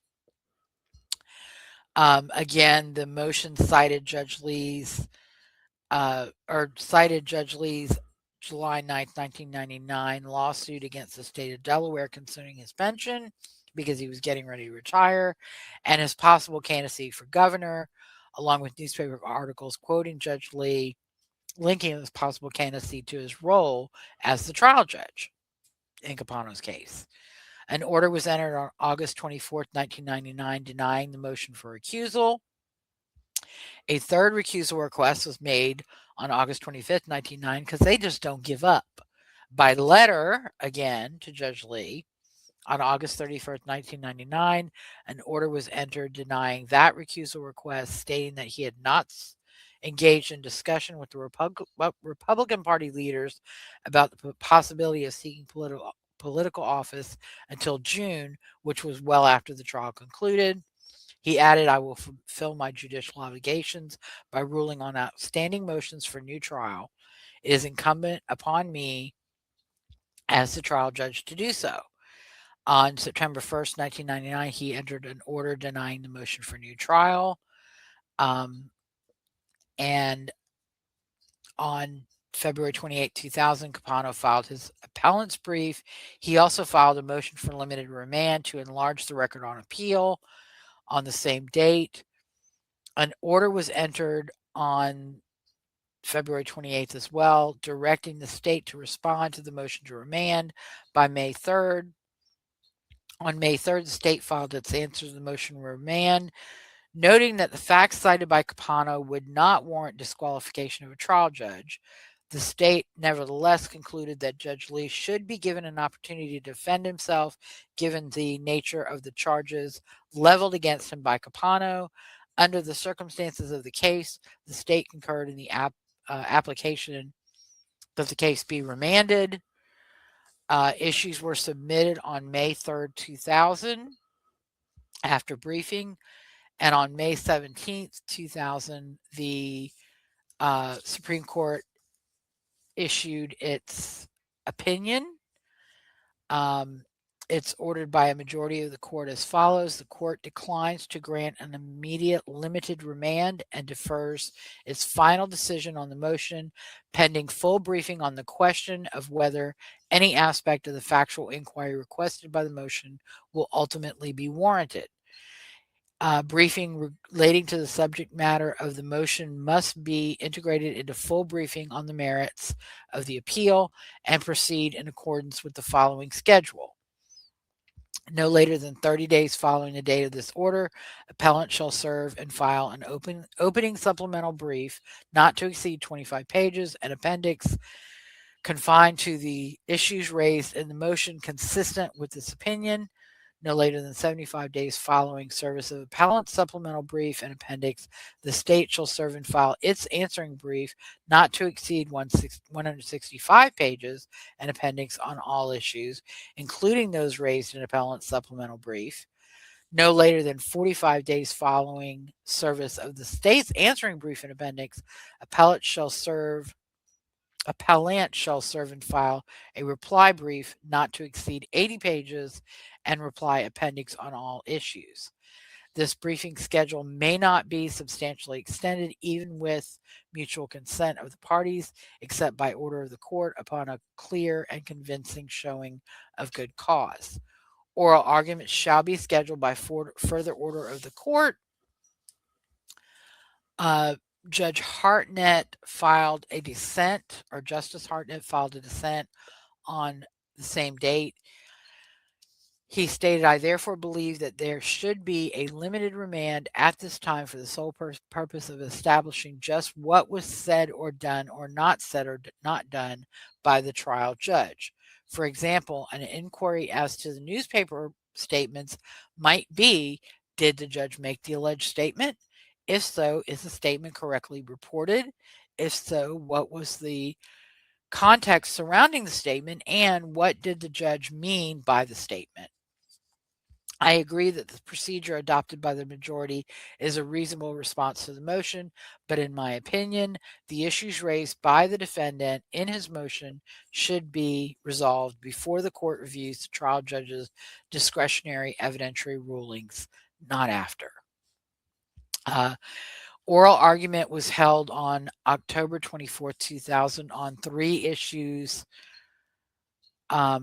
selected by Capano's appellate counsel. Additional oral argument was held on June 13, 2001 on an issue raised on appeal and selected sua sponte by the court with some additional briefing. An en banc opinion was issued on August 10th, 2001. It was 239 pages. I can't remember how many footnotes, but there was triple-digit footnotes. There's a table of contents. It is not a rubber stamp. You know, a lot of people say, "Oh, the appellate courts just rubber stamp things." Yeah, it seemed like a long ruling. In no way, shape, or form was it a rubber stamp. It was, No. And it analyzed the factual and legal issues in depth. Thankfully, it also included a summary of what the ultimate opinion was. As to all 16 issues, we find no reversible error and we affirm the judgment of the trial court. Nevertheless, the 5 principal issues mentioned in this summary raise substantial questions that have given us some areas of concern. After a thorough review of the extensive trial record, the voluminous briefs of the parties, 2 oral arguments, and the applicable law, however, our concerns have been resolved. It is now clear to us that there is no reversible error either in the guilt phase or the penalty phase in the proceedings in the Superior Court. And these are their findings as to each of the issues. The first issue was the lie detector test. We hold that mention of the lie detector test as the trigger point for Gerry's decision to cooperate and the related issues of his lawyers vouching for Gerry's credibility were improper but not reversible error in light of the trial judge's limiting instruction and the totality of all the evidence presented in this long trial. Next, hearsay testimony by Annie's psychotherapist and friends. We hold that the quotations from Annie going to her state of mind were properly admitted under established exceptions to the hearsay rules. We further hold that certain testimony quoting Annie's recollection of facts was admissible under the state of mind exception, but the admission of these factual recitations was not reversible error because the general subject matter was already subsumed in the stipulated evidence that Capano had agreed to present to the jury. We also hold, alternatively, that the psychotherapist's testimony regarding Annie's statements to them for the purpose of diagnosis or treatment of her mental condition is independently admissible under the medical diagnosis and treatment exception to the hearsay rules. Finally, we conclude that this application of Delaware's exception to the hearsay rules does not run afoul of the Confrontation Clause of the United States Constitution. Pardon me, I'm going to take a little. All right. 3, the lesser included offenses. We hold that the trial judge was correct in not instructing the jury on the lesser included offenses. We find no rational basis in this record to support the argument that the jury could acquit Capano of first-degree murder and convict him of any of the lesser included offenses. The evidence supported only a first-degree murder conviction or an outright acquittal. Furthermore, we find no federal constitutional violation in the decision of the trial judge to decline to instruct the jury on the lesser included offenses under the facts of this case. Number 4, the fourth issue was limits on allocution. We hold that the trial judge erroneously limited Capano's allocution by not permitting him to discuss or argue in allocution from facts already in the record. But we hold that this error was harmless under all the circumstances and Capano was not unduly prejudiced. And finally, number 5, constitutionality of Delaware's death penalty statute. We hold that the authority relied on by Capano does not support this argument. The United States Supreme Court has never held that a judge's imposition of a death sentence following a unanimous finding of guilt by the jury and a less than unanimous recommendation of the jury in a penalty phase is a denial of the right to a jury trial or otherwise a denial of due process. We hold that the Delaware death penalty statute is constitutional and was properly applied here. Accordingly, we have found no reversible error committed by the trial court and no basis to vacate the death sentence, either on the 5 issues summarized above or any of the other issues raised on this appeal. Therefore, we affirm the judgment of the Superior Court and remand the matter for the setting of a new execution date. And then they said, for the reasons set forth herein, the judgment of the Superior Court is affirmed. The matters are remanded to the Superior Court for the purpose of resetting a new execution date.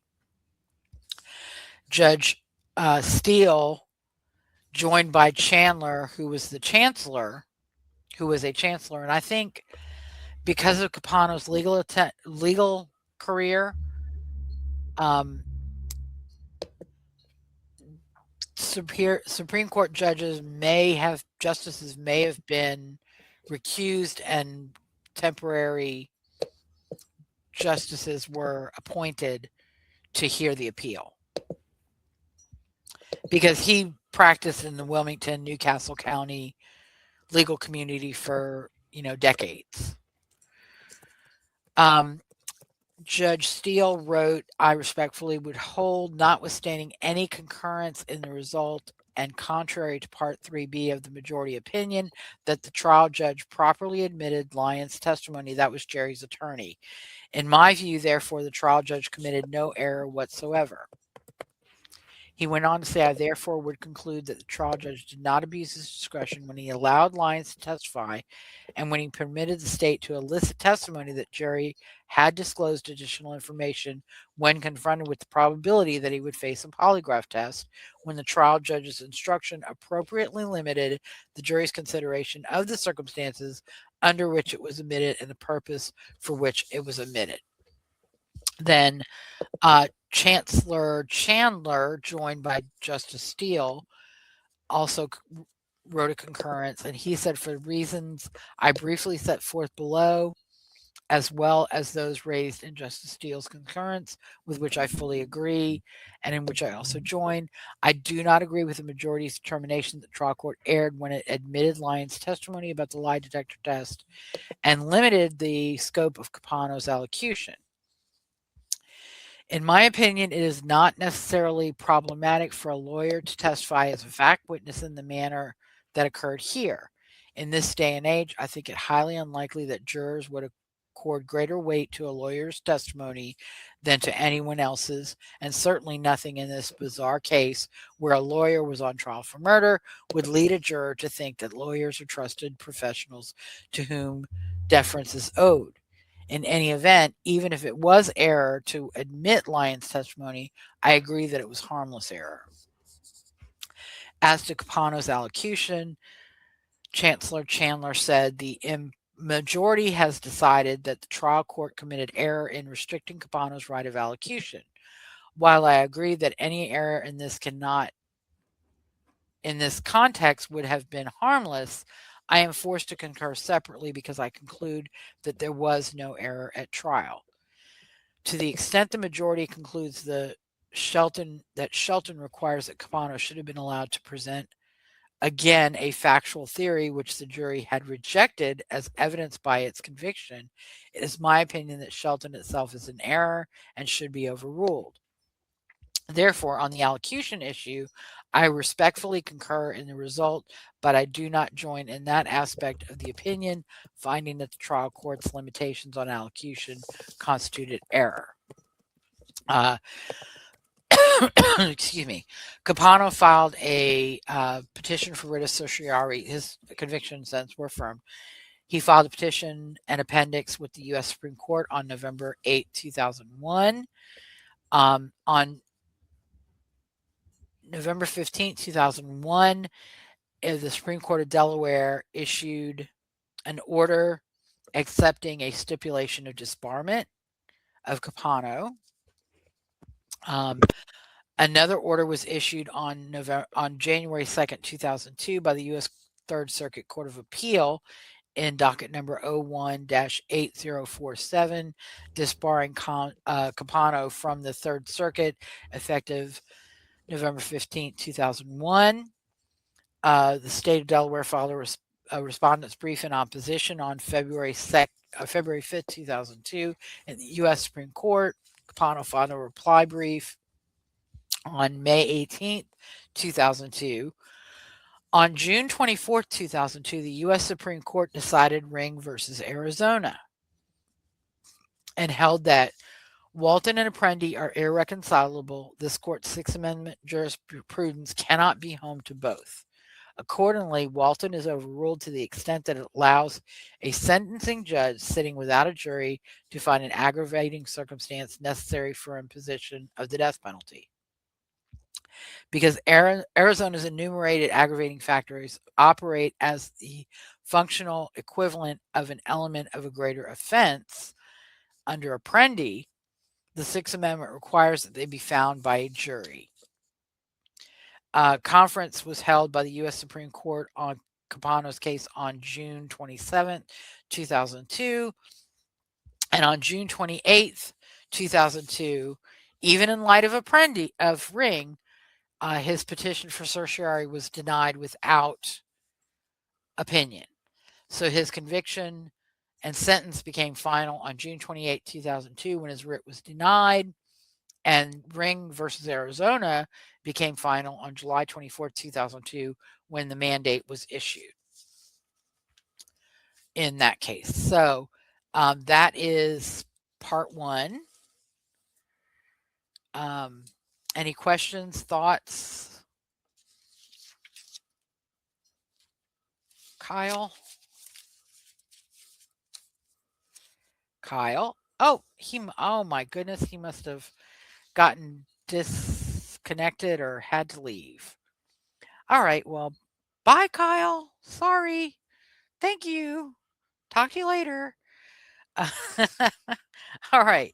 Thank you for listening to Based in Fact, a true crime podcast with Lisa O'Brien and Kyle Evans. If you like the show and want to know more, you can subscribe to our YouTube channel, find us on Facebook, or follow me on Twitter at O'BrienLN. Kyle and I will return next week for episode 3, State of Delaware versus Thomas J. Capano, part 2. We'll talk about Capano's state and federal post-conviction claims, including commutation of his death sentence and his death on September 19th, 2011. Spoiler alert. Until then, have a great week and stay safe.